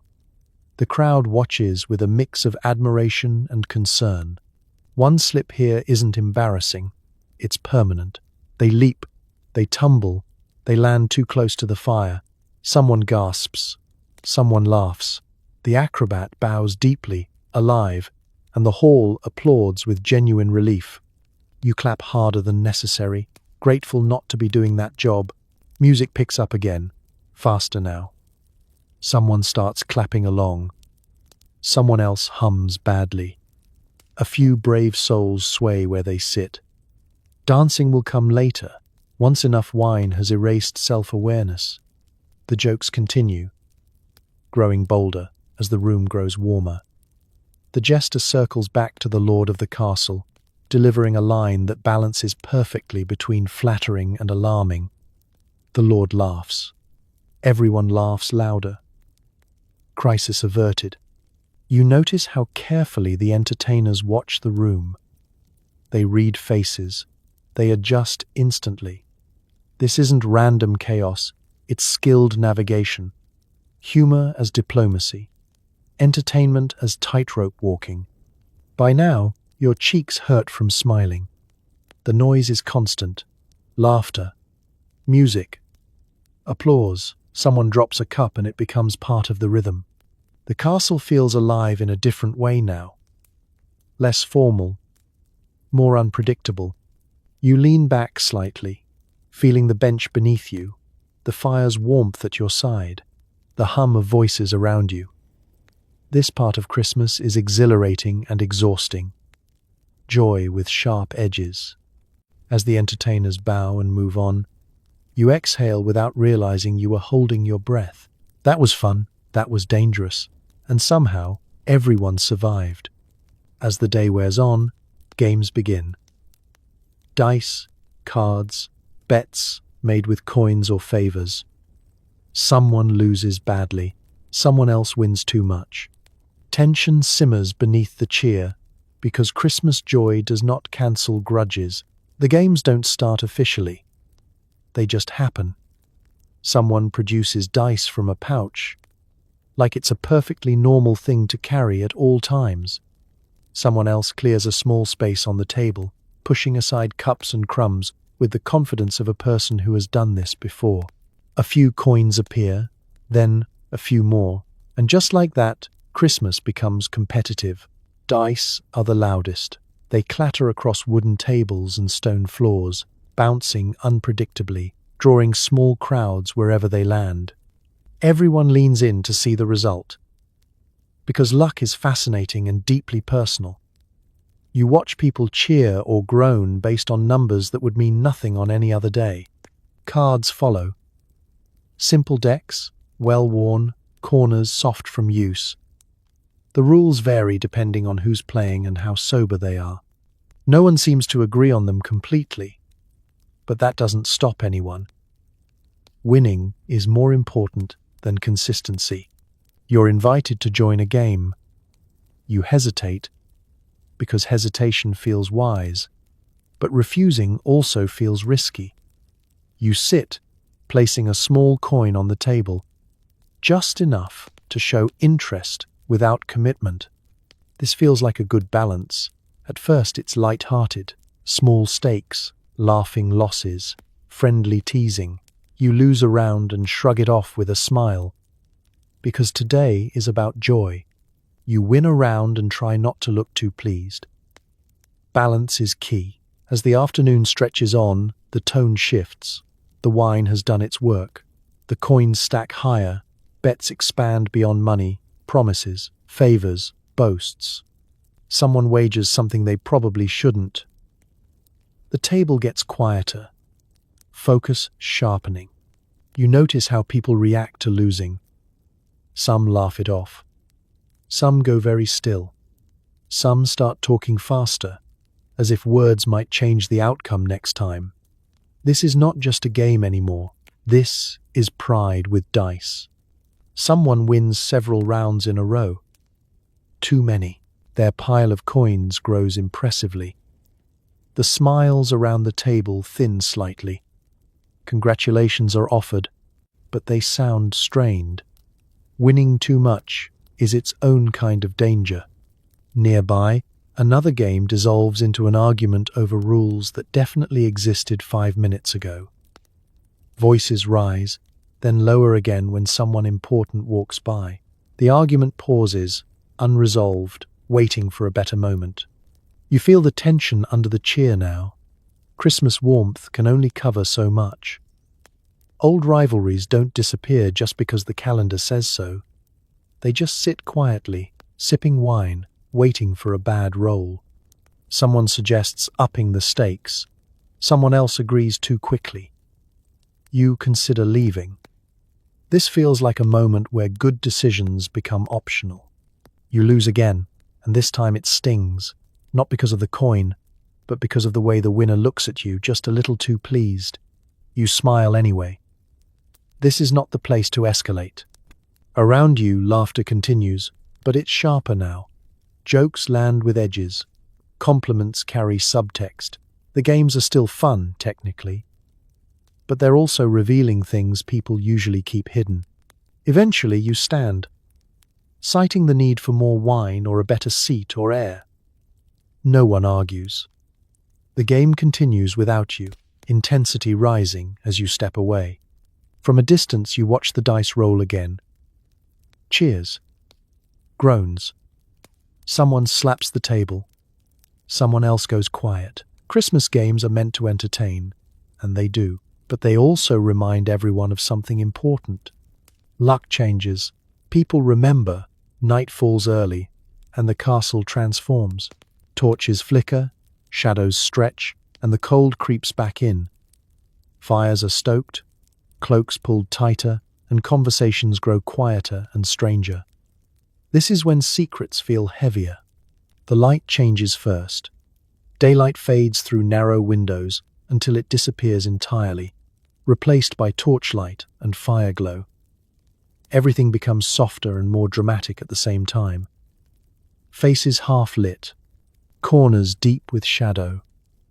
The castle no longer feels like a place of activity. It feels like a place of memory. The warmth from the feast lingers, but it's temporary. As people stop moving as much, the cold begins its slow return. You pull your cloak tighter around your shoulders, aware again of how thin the barrier really is. Fires are fed fresh logs, sparks leaping up like they're fighting back against the dark. The noise level drops, not all at once, but gradually. Laughter becomes more selective, music softens. The wild energy of earlier hours settles into something lower, steadier. People cluster closer together now, drawn toward heat and familiarity. Torches line the walls. their flames flickering and casting shadows that stretch and shrink unpredictably. Every movement feels slightly exaggerated. Someone passes behind you and their shadow seems to follow longer than it should. You tell yourself that's just the light. Probably. Conversations change tone. Earlier, people talked to be heard. Now they talk to be close. Voices lower. Words slow down. Stories become more personal, more reflective, or more dangerous depending on who's speaking. This is when confidences slip out alongside the last of the wine. You overhear fragments as you move through the hall. A quiet complaint about a neighbor. A half-finished story about something that happened years ago. A whispered plan that may or may not ever happen. The castle absorbs it all. Stone walls holding secrets the way they hold cold. The fire becomes the center again. People gather around it, hands extended, backs turned to the drafty edges of the room. Faces glow orange and gold in the shifting light. This is where the night feels safest, even if the heat only reaches one side of your body at a time. Some people grow tired now. The weight of the day settles in. Heavy food, heavy drink, heavy air. Yawns are stifled politely. Someone dozes briefly, head dipping forward before snapping back up. No one comments. It happens. Others grow more alert, energized by the darkness. This is their hour. They lean in closer, voices barely above whispers, eyes sharp. Plans are made here, alliances tested. The night encourages honesty. Or at least the illusion of it. You feel it too. A shift inward. The sense that the world outside the castle has disappeared entirely. Just stone, fire, and people now. The outside cold presses against the walls, but inside, life continues stubbornly. Footsteps echo differently at night, louder, longer. Every sound feels like it carries meaning. You find yourself turning at noises you'd ignore during the day. The castle is awake in a quieter way now, listening. As the hour deepens, the fire crackles steadily. Shadows dance. The smell of smoke grows stronger again, settling into clothes and hair. You know you'll carry this night with you, in scent, if nothing else. The castle after dark doesn't feel festive in the loud sense. It feels intimate, charged, a place where stories end and begin. You sit, hands wrapped around a cup that's gone lukewarm, watching the flames. Christmas has moved into its quieter half. The feast may be ending, but the food isn't gone. Leftovers are carefully managed, salted, stored, and guarded. This isn't indulgence anymore, it's survival planning. Christmas feeds you now and hopefully later. As plates empty and people lean back, satisfied and heavy, the real work quietly begins. The shift is subtle, the joy remains, but practicality steps forward. Because in the medieval world, food doesn't stop mattering just because you're full. In fact, that's when it matters most. Servants move with purpose, gathering what remains from the tables. Bones are collected, not discarded. Grease-soaked bread is set aside. Half-eaten cuts of meat are wrapped carefully in cloth. Nothing is wasted. Every scrap represents warmth, strength, and one less hungry day in the future. You notice the change in mood. Earlier, abundance felt celebratory. Now it feels serious. Christmas generosity has limits, and everyone knows winter is long. The leftovers are not an afterthought, they're a plan. Large cuts of meat are carried away first, destined for salting rooms or cool storage. Salt is rubbed in generously, preserving what can be preserved. This process is ancient, practiced, and essential. Salt is expensive, but hunger is worse. Watching meat get packed away feels oddly reassuring. Like money being put into a savings chest. Fat is prized, rendered, skimmed, saved. Fat means calories. Fat means cooking later. Fat means survival when bread and porridge are all that remain. You watch someone carefully pour warm fat into a container, treating it with more respect than gold.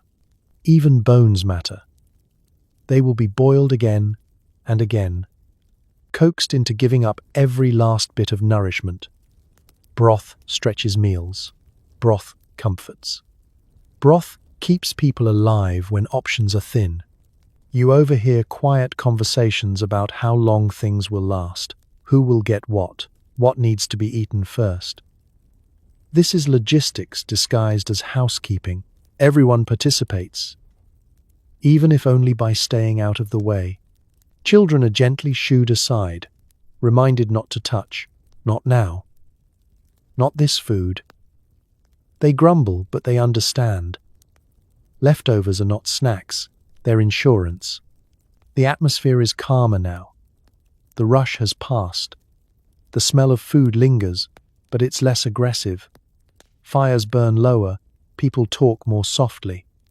The feast has shifted from performance to preservation. You realize how different this is from modern indulgence. There's no vague promise of leftovers forgotten in the back of a cold place. These leftovers are planned, accounted for, watched. They will be portioned carefully in the days ahead, stretched thoughtfully, used wisely. Someone jokes about hiding a piece for later. The joke lands because everyone knows it's half true.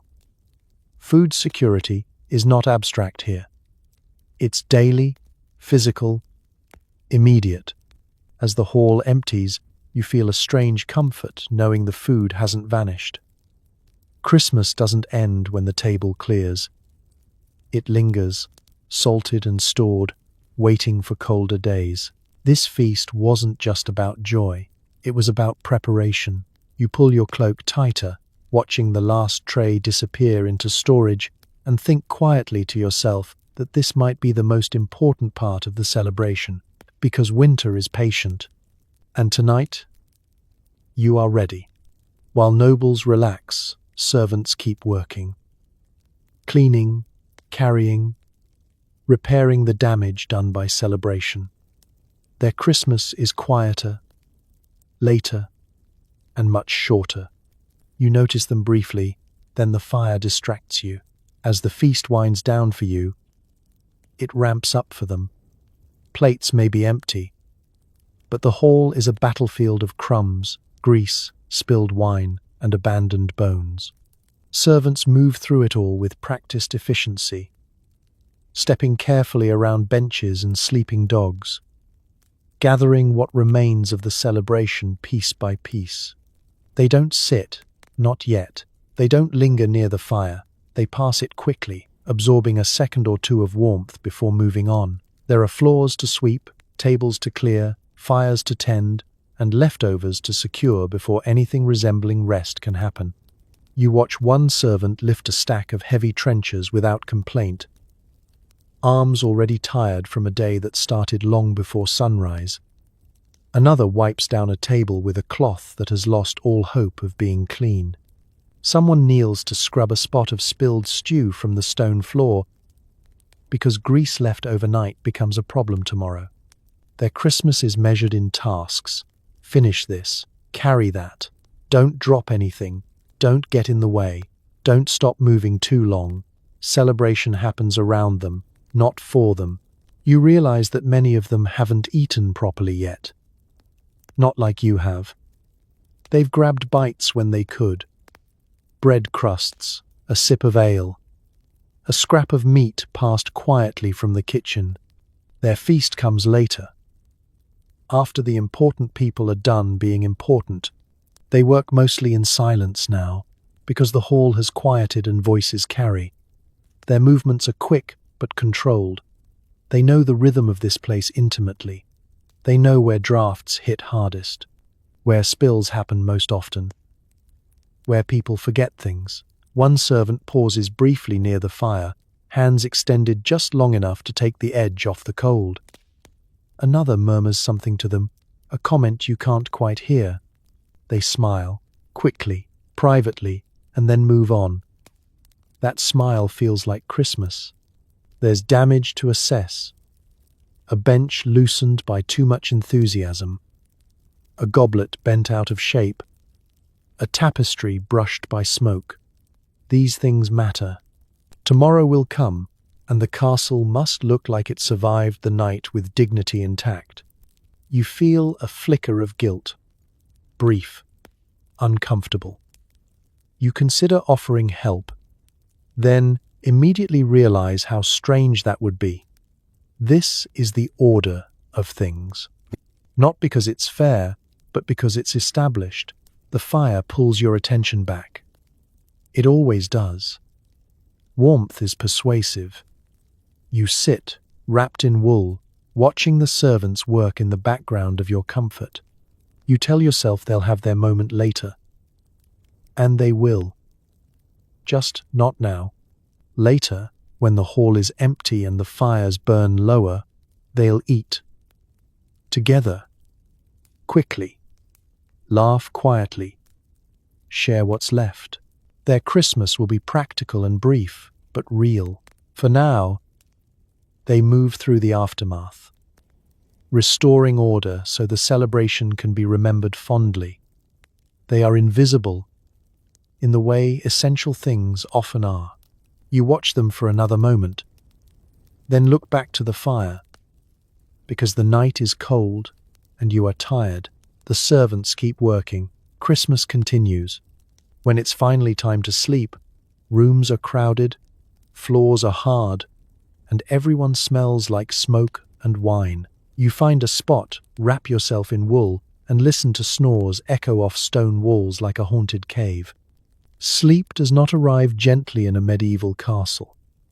It arrives reluctantly, like something you have to negotiate with. The day has been long, loud, and heavy, and now everyone is tired at the same time. This creates problems. Private rooms are rare. Most people sleep where there is space, not where there is comfort. Beds, such as they are, fill quickly. What's left is floor, bench, pallet, or straw. You assess your options with the seriousness of someone choosing a lifeboat.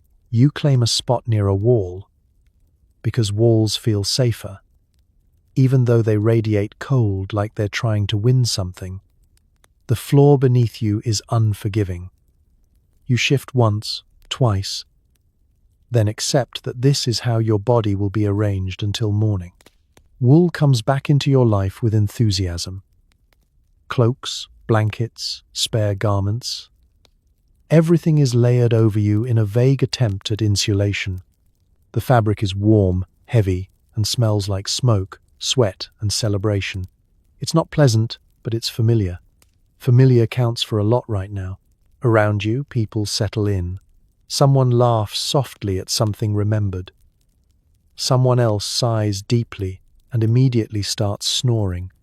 The sound bounces off stone walls, amplified and distorted, creating a chorus of sleep that feels almost supernatural. You wonder briefly if the castle itself is breathing. Dogs curl up wherever they want, because dogs understand priorities. One presses against your legs, warm and entirely unapologetic. You don't move. This is a gift. The fires burn lower now, reduced to glowing embers. The room cools gradually, reminding you that night is still winter. You pull your wool tighter, tucking it around your shoulders, your chin, anywhere warmth might escape. The smell of the day lingers. Roasted meat, wine, smoke, human closeness. It's thick and oddly comforting, like a memory you're still inside. Your clothes are stiff with it. Your hair smells like it. Tomorrow you will too. Sleep tries to take you, but not all at once. Your body aches in new and interesting ways. Your stomach is full and confused. Your mind replays moments from the feast, the laughter, the noise, the firelight. You drift, then surface again. Someone nearby coughs. Someone mutters in their sleep. Somewhere down the hall, A door creaks. Every sound feels closer at night. The castle does not muffle, it shares. Eventually, exhaustion wins. Your breathing slows. The hard floor fades slightly. The wool traps just enough warmth. You sink into a shallow, uneven sleep, the kind that comes from survival rather than choice. Dreams, if they come, are strange. Food, fire, shadows, familiar faces distorted by flickering light. You stir once, then settle again. This is Christmas night. Not silent, not soft, but real. And for now, it's enough. Even with fires banked, the cold returns. You wake up once or twice, shivering, adjusting, wondering if this is still festive or just endurance. Christmas magic has a very short half-life when your toes are involved. At some point in the night, the warmth leaves you. It doesn't rush out or make a dramatic exit. It simply stops. The embers in the hearth fade to a dull glow, and the stone walls reclaim the room inch by inch. The cold returns with the confidence of something that knows it belongs. You wake with a start, unsure why, then immediately aware. Your breath fogs faintly in the air. Your toes feel distant, like they've chosen a separate life path. You pull the wool tighter around you, wrapping and rewrapping, creating a cocoon that helps just enough to make sleep possible again. The floor beneath you radiates cold upward, patient and thorough. It doesn't matter how many layers you have, stone always wins eventually. You curl slightly, conserving heat the way everyone here has learned to do instinctively. Around you, the room is alive with sleep sounds. Snoring, shifting, someone muttering about something important in a dream. No one wakes fully. This is a shared experience.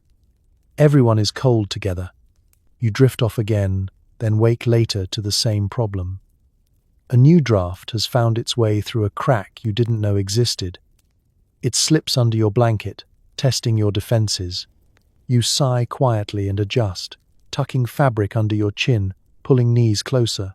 You briefly consider getting up and feeding the fire, then remember how far away it is and how cold the walk would be. This thought alone keeps you still. Endurance wins over ambition. Time stretches oddly in the dark. Hours feel longer. Minutes blur. Without daylight, the castle loses its sense of rhythm. It's just cold, stone, and breath. You listen to the building. Wood pops softly. The wind brushes against the walls. Somewhere above, something creaks. A beam settling. A door shifting. The castle sounds alive at night, like a large animal adjusting in its sleep. Your mind wanders. You think about the feast, the warmth of the hall, the laughter. It feels distant now, like it happened in another season. The night has a way of shrinking joy down to its essentials. Still, there's comfort in knowing you're not alone. Bodies nearby radiate faint warmth. Someone turns in their sleep and mutters. A dog sighs contentedly. These small signs of life make the cold feel manageable. Eventually, you find a position that works. Not comfortable, but sustainable. You settle into it carefully, afraid to disturb the fragile balance of warmth you've achieved. Sleep returns, deeper this time, heavier, less aware. The cold remains, but it fades to the background, like a persistent hum you learn to ignore. This is Christmas night as it truly is.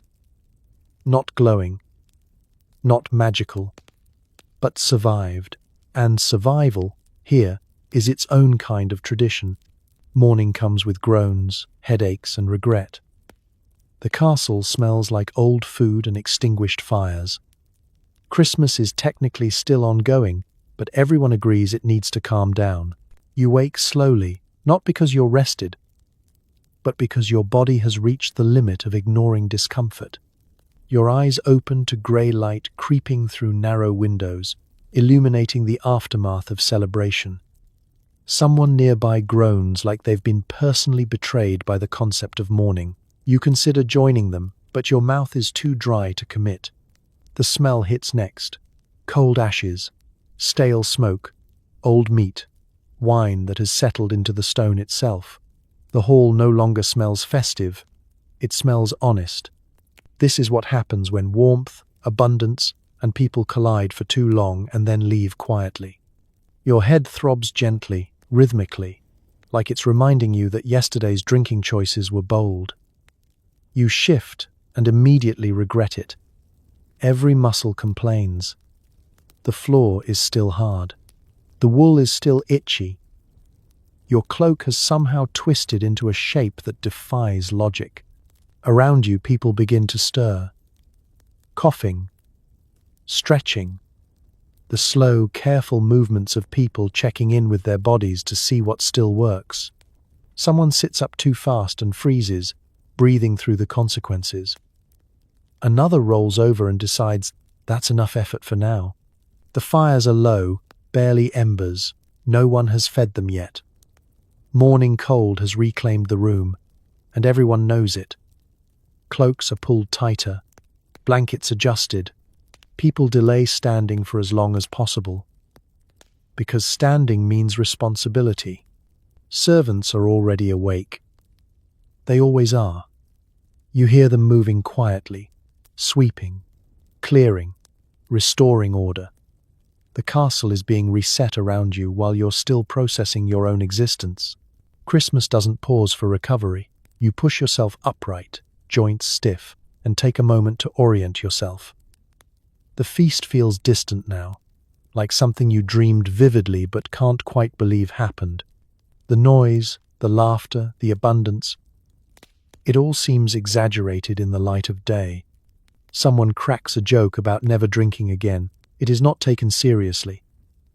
Someone else asks what day it is. This is answered confidently and incorrectly. Christmas time is blurry.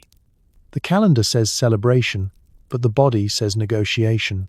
You stand, finally, wobbling slightly until balance returns. Your boots are colder than expected. Everything is colder than expected. You shuffle toward whatever counts as washing up, splashing cold water on your face and immediately regretting it. Cleanliness is aspirational today. Breakfast will happen again, eventually. Not a feast, something gentle, something forgiving. Bread, ale, maybe something warm if the kitchen is feeling generous. No one rushes it. Christmas may still be ongoing, but enthusiasm has been temporarily mislaid. You notice how people behave differently now. Voices are lower, movements slower. The sharp edges from last night have dulled. Grudges retreat back into their corners.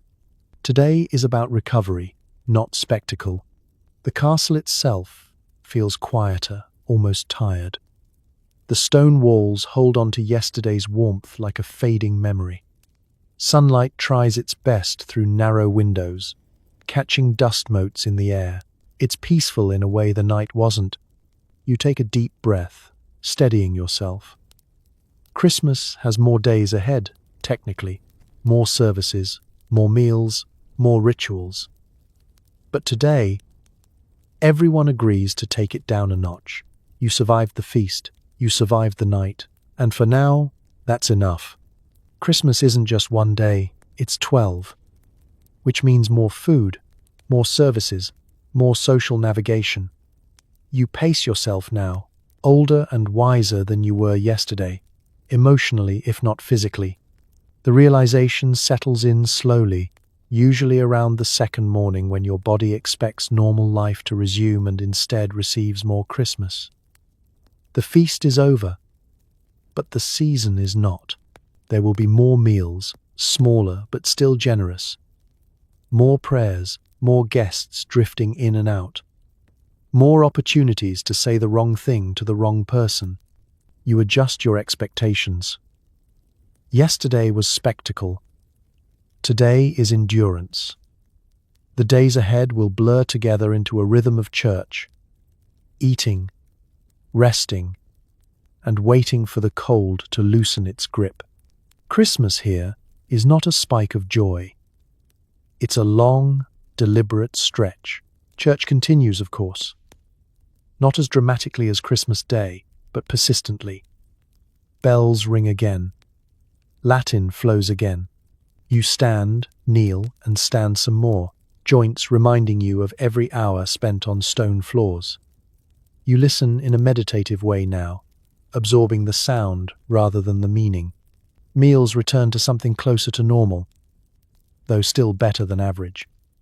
Leftovers make appearances, transformed into new dishes. Roasted meat becomes stew. Bread soaks up broth. Fat is used carefully. You eat steadily, not greedily. There's a long way to go. Social interactions become more delicate. The big feast has passed, but memories linger. Someone remembers what was said during the games. Someone notices who sat where. You choose your words with care, offering polite conversation and safe topics. Weather, food, saints, always saints. Guests come and go. Some stay longer than planned. Others leave abruptly, citing obligations. Each arrival and departure subtly shifts the balance of the castle. You watch it happen, learning when to engage and when to retreat. Entertainment continues, but at a lower volume. Music returns in the evenings. Stories are told by the fire. No acrobats now, just voices and warmth. It's easier to enjoy this part when the pressure has eased and the night feels less performative. You find small comforts, a favored spot near the fire, a bench that doesn't wobble, a routine that makes the days feel manageable. These are victories. The cold remains constant. It does not care about the calendar. You wake up cold, you go to sleep cold. You learn how to move just enough to stay warm without wasting energy. This is winter living, refined through necessity. As the days pass, Christmas becomes quieter. Less about celebration, more about presence. The intensity fades, replaced by something steadier. People settle into themselves again. You reflect occasionally on how much effort goes into keeping this season alive. The food, the labor, the coordination. Christmas here is not effortless joy. It's collective determination. By the time the 12th day approaches, you feel both relief and a strange sense of pride. You've navigated it. The noise, the cold, the expectations. You've lasted, and in this world, that's what celebration really means. By the end, you're exhausted, full, slightly traumatized, and weirdly proud. You made it through Christmas in a medieval castle. Cold, loud, absurd, and somehow meaningful. You didn't thrive exactly, but you endured. And in this era, that counts as a win. The realization doesn't arrive all at once. It creeps in quietly, sometime after the 12th day, when the bells finally stop ringing so often and the castle settles back into its usual rhythm of controlled discomfort. You're sitting near a fire that's doing its best, wrapped in wool that's seen better centuries, and it hits you. You survived. Not just the feast, but everything around it. The cold stone floors, the endless services, the social calculations, the suspicious breakfasts, the wine that made you bold, and the games that made you cautious. You navigated all of it without causing offense, injury, or scandal serious enough to be remembered long term. That alone feels impressive. Your body feels like proof of the experience. Your joints ache in specific, familiar ways. Your skin is dry from smoke and cold. Your sleep schedule has been permanently altered by bells and drafts. You smell faintly of hearth fire no matter what you do. These are not signs of failure. These are souvenirs. You think back to the beginning. to waking up on Christmas morning with frozen toes and low expectations. You didn't know then how long the day would be, how heavy the food would feel, how loud the hall would become. You didn't know how tired you'd be by nightfall, or how quiet things would feel afterward. Now you do. You've learned how to pace yourself. When to eat, when to stop, when to speak, when to listen, when to laugh loudly, and when to nod politely. These skills weren't optional. They were survival tools. You also learned something about the people around you, about how joy looks different when it's hard won, about how celebration doesn't erase hardship, it sits beside it, about how warmth is shared when it's scarce, and how food becomes memory as much as nourishment. The castle feels different now. Still cold, still loud, still indifferent to your comfort, but familiar. You know which corridors catch the worst drafts, which fires burn hottest, which benches creak and which don't. This place tried to wear you down, and it almost succeeded. Almost. You didn't come away glowing. You came away intact. In the medieval world, that's success. There are no participation trophies here. There is only making it through winter with your dignity mostly preserved.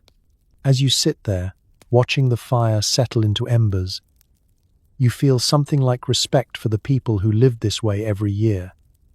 Not because they enjoyed it, but because they endured it. They found moments of laughter. They shared food. They showed up, cold and tired, and called it celebration. And you did too. You straighten your cloak, take a slow breath, and allow yourself a small, quiet moment of pride. You didn't need magic. You didn't need comfort. You needed patience, resilience, and a strong relationship with wool. Medieval Christmas didn't make you happy, but it proved something. You're tougher than you think. Just when your body thinks it's finally allowed to rest, the bells start ringing again. Midnight Mass is mandatory, because nothing says celebration like standing in the cold, exhausted, listening to chants echo through stone while trying not to fall asleep standing up. You sway slightly, wrapped in wool and regret, hoping God appreciates the effort because your knees certainly do not. The sound cuts through whatever fragile peace you had achieved. Bells don't ring gently in a medieval castle. They announce themselves with authority, vibrating through walls, bones, and lingering headaches. You open one eye, then the other, trying to remember where you are and why the bells feel personally targeted. Around you, others stir. A collective groan ripples through the room, quiet but deeply felt. People sit up slowly, stretching sore muscles, pulling wool back into place. Someone mutters a prayer that is not officially sanctioned. Midnight has arrived, and with it, obligation. You stand carefully. Standing too fast at this hour feels dangerous. Your joints protest loudly in ways that feel unholy. You steady yourself against a wall, blinking into torchlight as servants move through the space. Already awake, already efficient. They look annoyingly functional. The walk to the chapel is shorter than the morning one, but it feels longer. The air is colder now, sharper. The castle is quieter, which somehow makes every sound louder. Footsteps echo. Cloaks rustle. A cough ricochets dramatically down the corridor. The chapel is dim, lit mostly by candles that flicker bravely against the dark. Shadows stretch upward, making the space feel taller and more severe. You take your place among the others, shoulder to shoulder, grateful for shared body heat even as you resent the proximity. The service begins, and Latin fills the space again. At this hour, it's almost hypnotic. The rhythm of chanting washes over you, slow and steady, like waves you're trying not to sink into. Your eyelids grow heavy immediately. You blink, Refocus. Blink again. Standing becomes a challenge. Your knees lock, then unlock. You shift your weight subtly, trying not to draw attention. Falling asleep standing up is a real risk now. And you suspect it's happened to others before. No one wants to be remembered as the person who tipped over during midnight mass. Incense burns, sweet and thick, mixing with the smell of cold wool and human exhaustion. It's calming in a way that feels dangerous. You breathe shallowly, afraid deeper breaths might pull you under. Time stretches. Minutes feel longer than the entire feast did. Your thoughts drift despite your best efforts. You think about the fire, about sitting, about lying down, about how unfair it feels that celebration includes this much standing. Around you, heads dip and lift in unison. Someone sways more than intended and steadies themselves against a pillar. No one comments. This is a shared struggle. Everyone here is doing their best. There are moments of quiet beauty. Candlelight reflecting off stone. Voices blending together. A shared sense of purpose, however weary, even half asleep. You feel the weight of tradition pressing down, connecting you to countless others who have stood here before, tired and faithful. When the service finally ends, relief moves through the room like a sigh. It's not loud, it's collective. You file out slowly, muscles stiff, feet numb, spirit present enough. The bells fade, the castle exhales.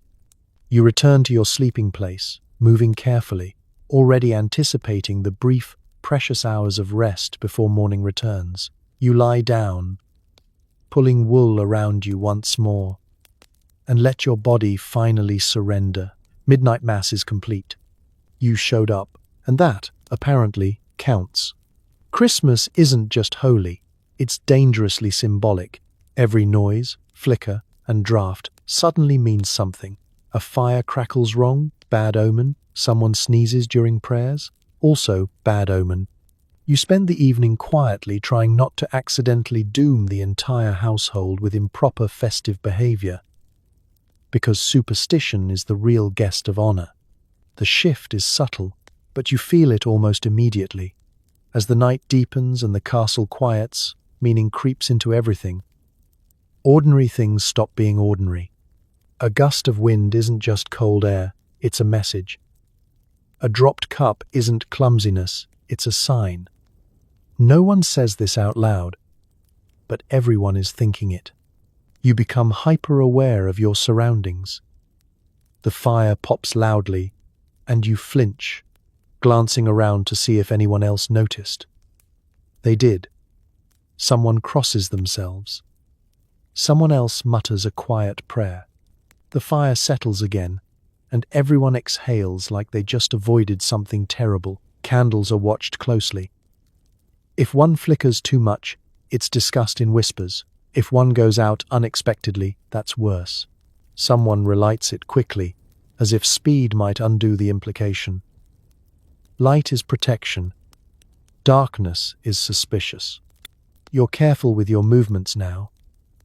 You don't want to be the one who knocks something over. You don't want to trip, spill, sneeze, or laugh at the wrong moment.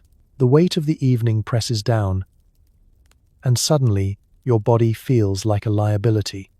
Someone sneezes nearby during a quiet moment. The sound echoes off stone walls, sharp and undeniable. The room freezes for half a second. Then polite murmurs follow, blessings, reassurances. It's fine.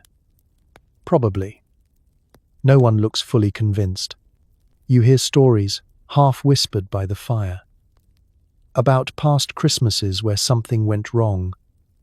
A fire that burned too low. A guest who left early. A strange noise in the night. These stories are shared carefully, like warnings disguised as entertainment. The castle itself feeds the anxiety. Old buildings creak. Wind howls through corridors. Shadows shift as torches flicker. Every sound feels deliberate, as if the stone is communicating in a language you're not fluent in. You sit very still, hands folded, posture respectful. You don't cross your legs just in case. You don't turn your back to the fire. You avoid sitting directly in drafts, because drafts are suspicious now. You didn't know air could feel judgmental, but here you are. There are rules, some spoken, many not. Don't leave the hall abruptly. Don't whistle indoors. Don't mock the rituals. Don't tempt luck. You follow them instinctively, even if you don't fully understand them. Understanding isn't required. Compliance is. You notice how people interact with objects. Bread is broken carefully. Cups are set down gently. Even laughter feels moderated, like joy itself could be risky if expressed too boldly. Christmas is sacred, and sacred things demand caution. The anxiety isn't loud. It's constant, a low hum beneath the evening, like a second heartbeat. It keeps people close to the fire, close to one another, united in the shared goal of not ruining anything. And yet, there's comfort in it too. Superstition creates order where certainty doesn't exist. It gives people a way to feel involved in their own fate, even if it's mostly symbolic. You sit there, careful and quiet, hoping you've done nothing wrong, hoping the fire burns steadily, hoping the night passes without incident. Because tonight, belief is powerful, and you are doing your very best not to offend it. Gift-giving exists, but it's less surprises and more survival upgrades. You receive a pair of socks, a knife, maybe a chunk of preserved food. No one pretends it's exciting, but everyone nods respectfully, because a warm cloak is the medieval equivalent of winning Christmas. You express gratitude like your life might depend on it, because it might. Gifts are not exchanged casually. There's no tearing paper, no dramatic reactions. Items are presented plainly, often without ceremony, because what matters isn't delight, it's usefulness. The object is held out. You accept it with both hands. Eye contact is made. Gratitude is expressed carefully and sincerely. You examine your gift quietly. Wool socks, thick and uneven, but unmistakably warm. You nod appreciatively. Socks mean warmer nights, fewer numb toes, less misery. This is not small. Someone else receives a knife. Not decorative. Sharp. Solid. The kind of tool that could last decades if treated well. There's an audible murmur of approval. A good knife means safety, work, food. That person has done well. Preserved food appears next. Salted meat, dried fruit, cheese wrapped carefully in cloth. These gifts are heavy with meaning. They say, I want you fed later. I want you alive when winter is worse. That's love, medieval style. You notice how people react. No one feigns surprise. No one jokes about wanting something else. Everyone understands the stakes. These gifts will be used. They will matter. Complaining would be unthinkable. You thank the giver with care, maybe adding a comment about how fine the workmanship is, or how useful it will be. You do not underreact. You do not overreact. You hit the exact tone of grateful restraint, because social survival is still in play. Some gifts flow downward. The Lord gives to dependents. A noble passes something on to a servant. These moments are observed closely. Generosity here is political, practical, and symbolic all at once. A good gift reflects well on the giver. A bad one is remembered. You watch a cloak being presented. It's heavy, lined, clearly expensive. The recipient's face doesn't change much, but their posture does. This is a serious upgrade. This is winter insurance. The room acknowledges it quietly. Children receive small things. A toy carved from wood. A piece of fruit. Something simple. They're excited anyway, because novelty is rare and joy is efficient. Their laughter cuts briefly through the seriousness, and people smile without meaning to. You reflect briefly on how different this feels from gift-giving as spectacle.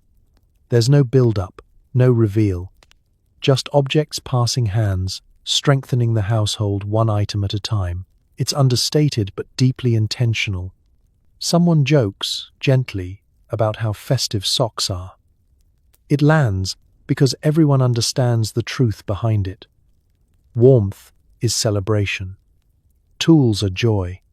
Survival is the gift that keeps on giving. You tuck your gift away carefully, already planning how you'll use it, where it will be stored, how you'll protect it. You feel a strange sense of security settle in your chest.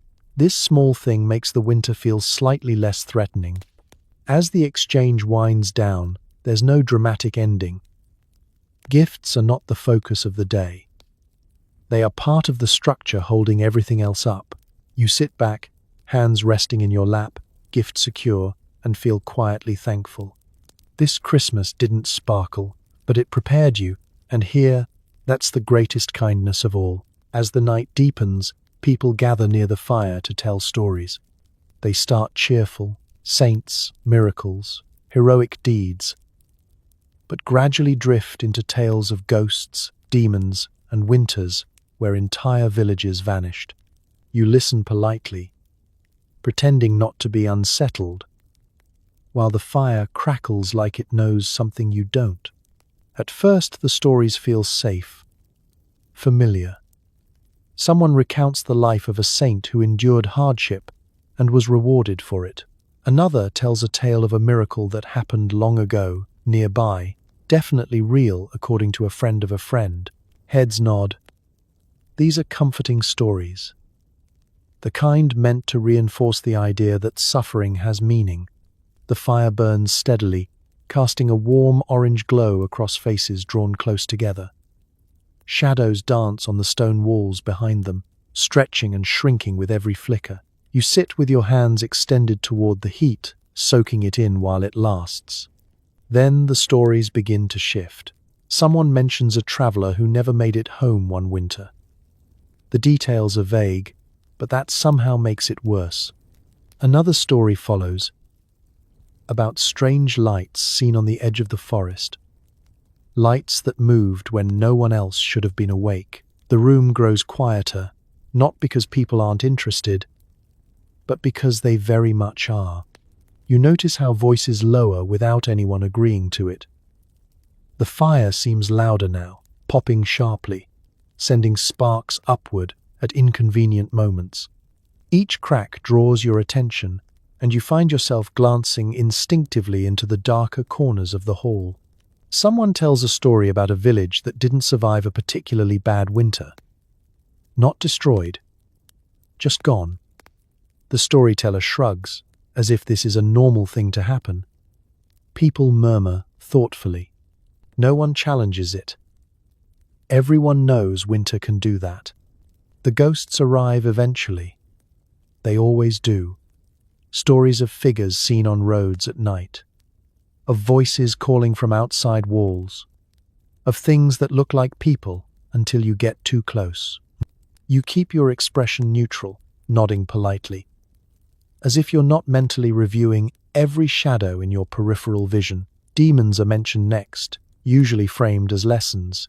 Don't stray too far, don't break rules, don't disrespect the holy days. The message is clear. The world is full of things that notice when you step out of line. You adjust your cloak slightly, pulling it tighter. Not because it's colder, though it is, but because the stories have a way of seeping under layers you didn't know you had. Fear here isn't loud. It's quiet, patient, and practical. The firelight flickers again, briefly illuminating a face in a way that makes it look unfamiliar. Just for a moment. You blink, and everything is normal. Probably. Someone laughs softly, trying to lighten the mood. It works a little. Another story shifts back toward humor, though it still involves danger, because medieval humor often does. People relax, but not completely. The tension lingers, like smoke. You realize these stories serve a purpose. They explain the unexplainable. They give shape to fear. In a world where illness, cold, and hunger can appear without warning, stories make the danger feel knowable, even manageable. The fire burns lower now, heat less intense, light dimmer. Someone adds a log, and the flames surge briefly, throwing shadows high onto the walls. The room breathes out as one. Eventually, the stories trail off. People stare into the embers, lost in their own thoughts. The night feels heavier now, deeper. The fire no longer feels like just warmth. It feels like protection. You sit quietly, listening to the crackle, telling yourself you're tired, not unsettled. You're indoors, you're safe, probably. Still, when you finally rise to find your sleeping place, you avoid the darkest parts of the hall without quite knowing why. The stories linger, the fire knows them all. Eventually, the castle quiets.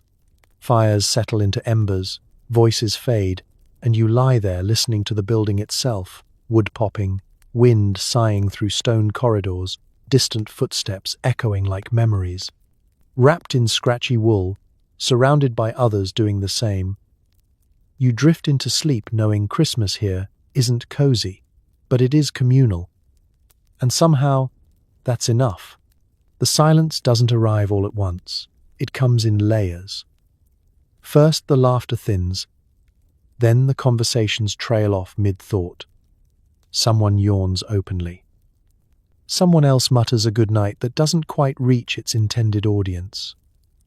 One by one, people retreat from the fire, from each other, from the long day. The embers glow softly now, no longer roaring, just breathing. The warmth they give off is modest but precious. You position yourself carefully to take advantage of it, aware that even a few inches can mean the difference between tolerable and miserable. You don't complain, you've learned better. Around you, bodies settle. Wool rustles. A bench creaks as someone finds a position they can tolerate for the next few hours. There's a shared understanding that this is as good as it gets, and that agreement brings a strange kind of peace. The castle begins to make its nighttime sounds. Not alarming ones, familiar ones. Wood contracting as it cools. Stone responding to the wind. Somewhere far off, a door shifts slightly in its frame. These noises don't startle you anymore. They're part of the rhythm now, like breathing. You listen to footsteps echo faintly in a corridor, probably a servant finishing one last task before rest. The sound fades, leaving behind a deeper quiet. The castle feels enormous at night, but not empty.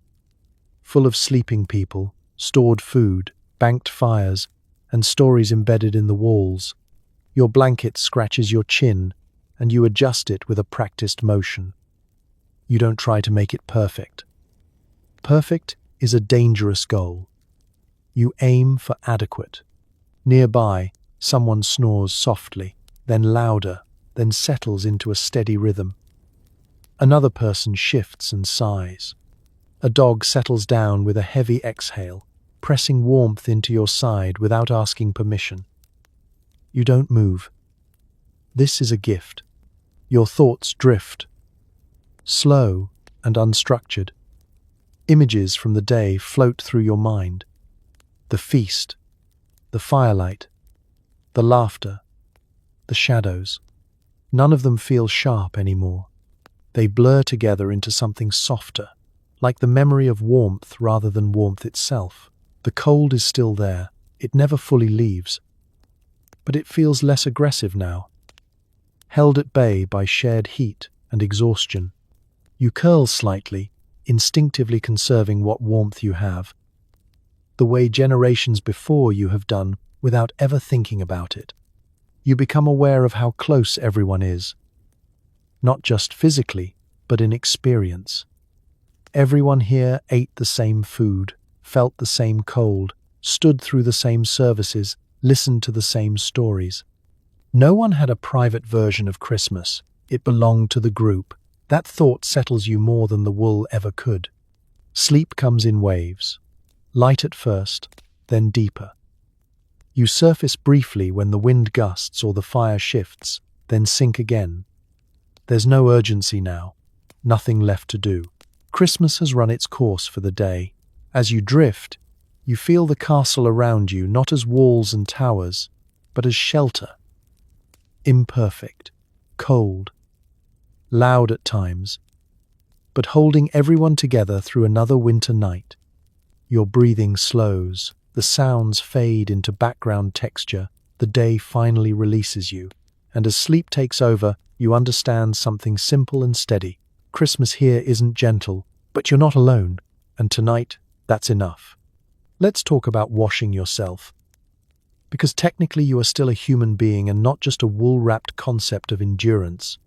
Christmas has passed its loudest moments, and somewhere deep inside you, a dangerous idea forms. Maybe it's time to clean up a bit.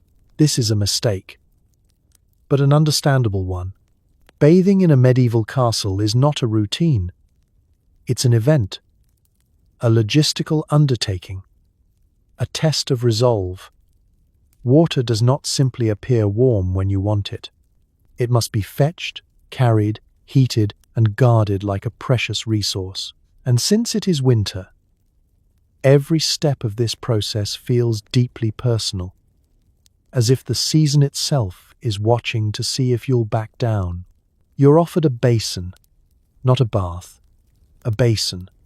It is placed in a drafty room with stone floors and the kind of lighting that highlights every poor decision you've made since dawn. Someone pours in water that is technically warm but emotionally neutral. Steam does not rise. Hope does not either.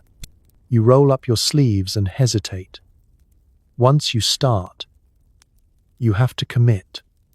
Partial washing is worse than no washing. It raises expectations without delivering results. You sigh quietly and dip your hands in. The water is cold. Not shocking, not dramatic. Just cold enough to make you question your priorities. You wash your face first, because that feels symbolic. The water smells faintly of smoke and iron and whatever container it was last used in. You scrub gently, because scrubbing aggressively in medieval times feels like tempting fate. Your hands come away cleaner, but drier. Your face feels refreshed and immediately regretful. The cold air rushes in to replace the warmth you've lost, and you shiver, wondering why you thought this was a good idea. Hair is next, theoretically. Practically, you reconsider. Washing hair requires more water, more time, and more exposure to cold. You compromise by adjusting it with damp fingers and telling yourself, this counts. In this era, it absolutely does. You move on to the essentials. Neck. Hands again. Anywhere the wool has been rubbing suspiciously for days. This is not luxury. This is maintenance. You work quickly, efficiently, with the focus of someone diffusing a small bomb. Around you, others are doing the same. Quietly. Without comment. No one makes eye contact during washing. This is a private battle, fought in shared silence. Someone mutters about the water being warmer yesterday. No one challenges this claim. The cloth you're given is rough, more scraping than drying. It removes moisture and possibly a layer of skin. You accept this as part of the experience. Cleanliness here is not about comfort. It's about not being actively offensive to yourself and others. Once you're done, you dress immediately. Lingering half wet in a stone castle is how legends start, and not the flattering kind. Wool goes back on, warm and familiar, and you realize something important. You do feel better. Not cleaner, exactly, but reset, like you've drawn a line between yesterday's excess and today's continuation. This small act of care feels almost rebellious in a world that doesn't prioritize it. You glance at the basin one last time, already cooling, already waiting for the next person. The water has done all it can. You have too, and as you step back into the castle's steady hum, you feel oddly proud. You survived Christmas, and you washed. At some point, without ceremony or announcement, Christmas begins to loosen its grip. There's no final bell, no official declaration. It just fades. The decorations remain, technically. The calendar still insists the season isn't over, but the energy has shifted. People stop bracing for celebration and start bracing for normal life again. You feel it in the morning. The castle wakes up like it always does. Fires are lit. Bread is carried. Doors open and close with familiar impatience. No one looks around asking what comes next. Everyone already knows. Work resumes, not all at once, but steadily. Tools reappear. Conversations turn practical. Someone discusses repairs. Someone else mentions weather with concern instead of excitement.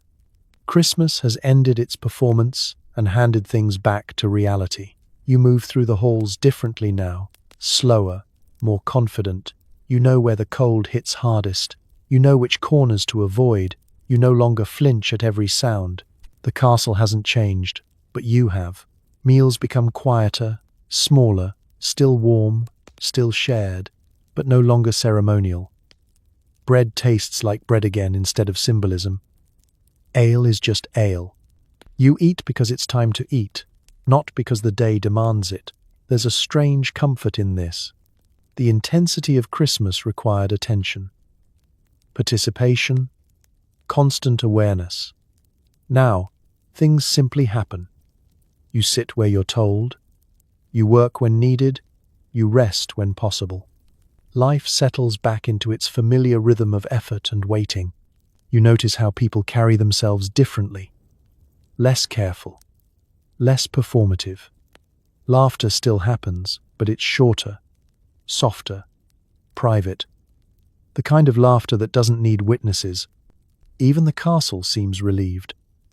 Fires burn as needed, not for display. The halls echo less, or maybe you've just stopped listening for meaning in every sound. Stone is stone again, not a stage. You reflect briefly on how much energy it took to sustain celebration in this place. The planning, the labor, the coordination. Christmas wasn't an escape from hardship. It was layered on top of it, carefully balanced. And now that balance has tipped back. There's no disappointment in this, just acceptance. Winter is still here. Work still exists. Comfort is still limited. But you made it through something loud and demanding and came out intact. That matters. You pull your cloak tighter, not dramatically, just practically. Someone passes you carrying firewood. Someone else nods in greeting without stopping. These small, ordinary moments feel grounding after so much intensity. Life didn't transform because of Christmas. It paused, shifted, then resumed, and as you settle back into the routine of endurance, you realize something quietly reassuring. This is how people survive, not by escaping difficulty, but by gathering briefly, sharing what they can, and then returning to the work of living with just a little more warmth stored up inside. The season fades, the cold remains, and you continue on, steadier than before. So tonight, as the fires in the castle finally burn low, and the echoes of laughter, coughing, and very questionable singing fade into the stone, you can let your body rest. You've made it through a medieval Christmas. Not the sparkling ribbon-wrapped version, but the real one, cold, loud, exhausting, and strangely meaningful. You survived the drafty walls that never quite warmed, the endless church services conducted in a language no one explained to you, the feast that was equal parts miracle and digestive gamble, and the social choreography of sitting, standing, bowing, and smiling at exactly the right people. You endured wool that scratched, floors that froze, and a building that seemed determined to remind you who was in charge.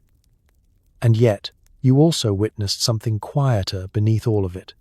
Because for all the discomfort, medieval Christmas was about persistence, about people gathering anyway, about lighting fires even when the wind fought back, about sharing food, stories, and space in a world where survival was never guaranteed. These were people who didn't have central heating, soft beds, or the luxury of opting out. They celebrated not because life was easy, but because it wasn't. And that's worth remembering. So as you lie here now, warm, safe, wrapped in clean blankets, maybe take a gentle moment of gratitude. Gratitude for modern comforts, for quiet, for heat that comes from a switch instead of constant vigilance.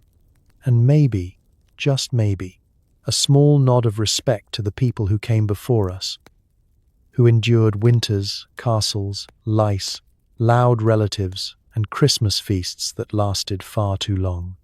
Because history isn't just battles and crowns. It's tired bodies, stubborn hope, and people doing their best with what they had. Now let your breathing slow. Let the stone walls fade away. Let the fire go out without fear. You're home, you're warm, and you can sleep.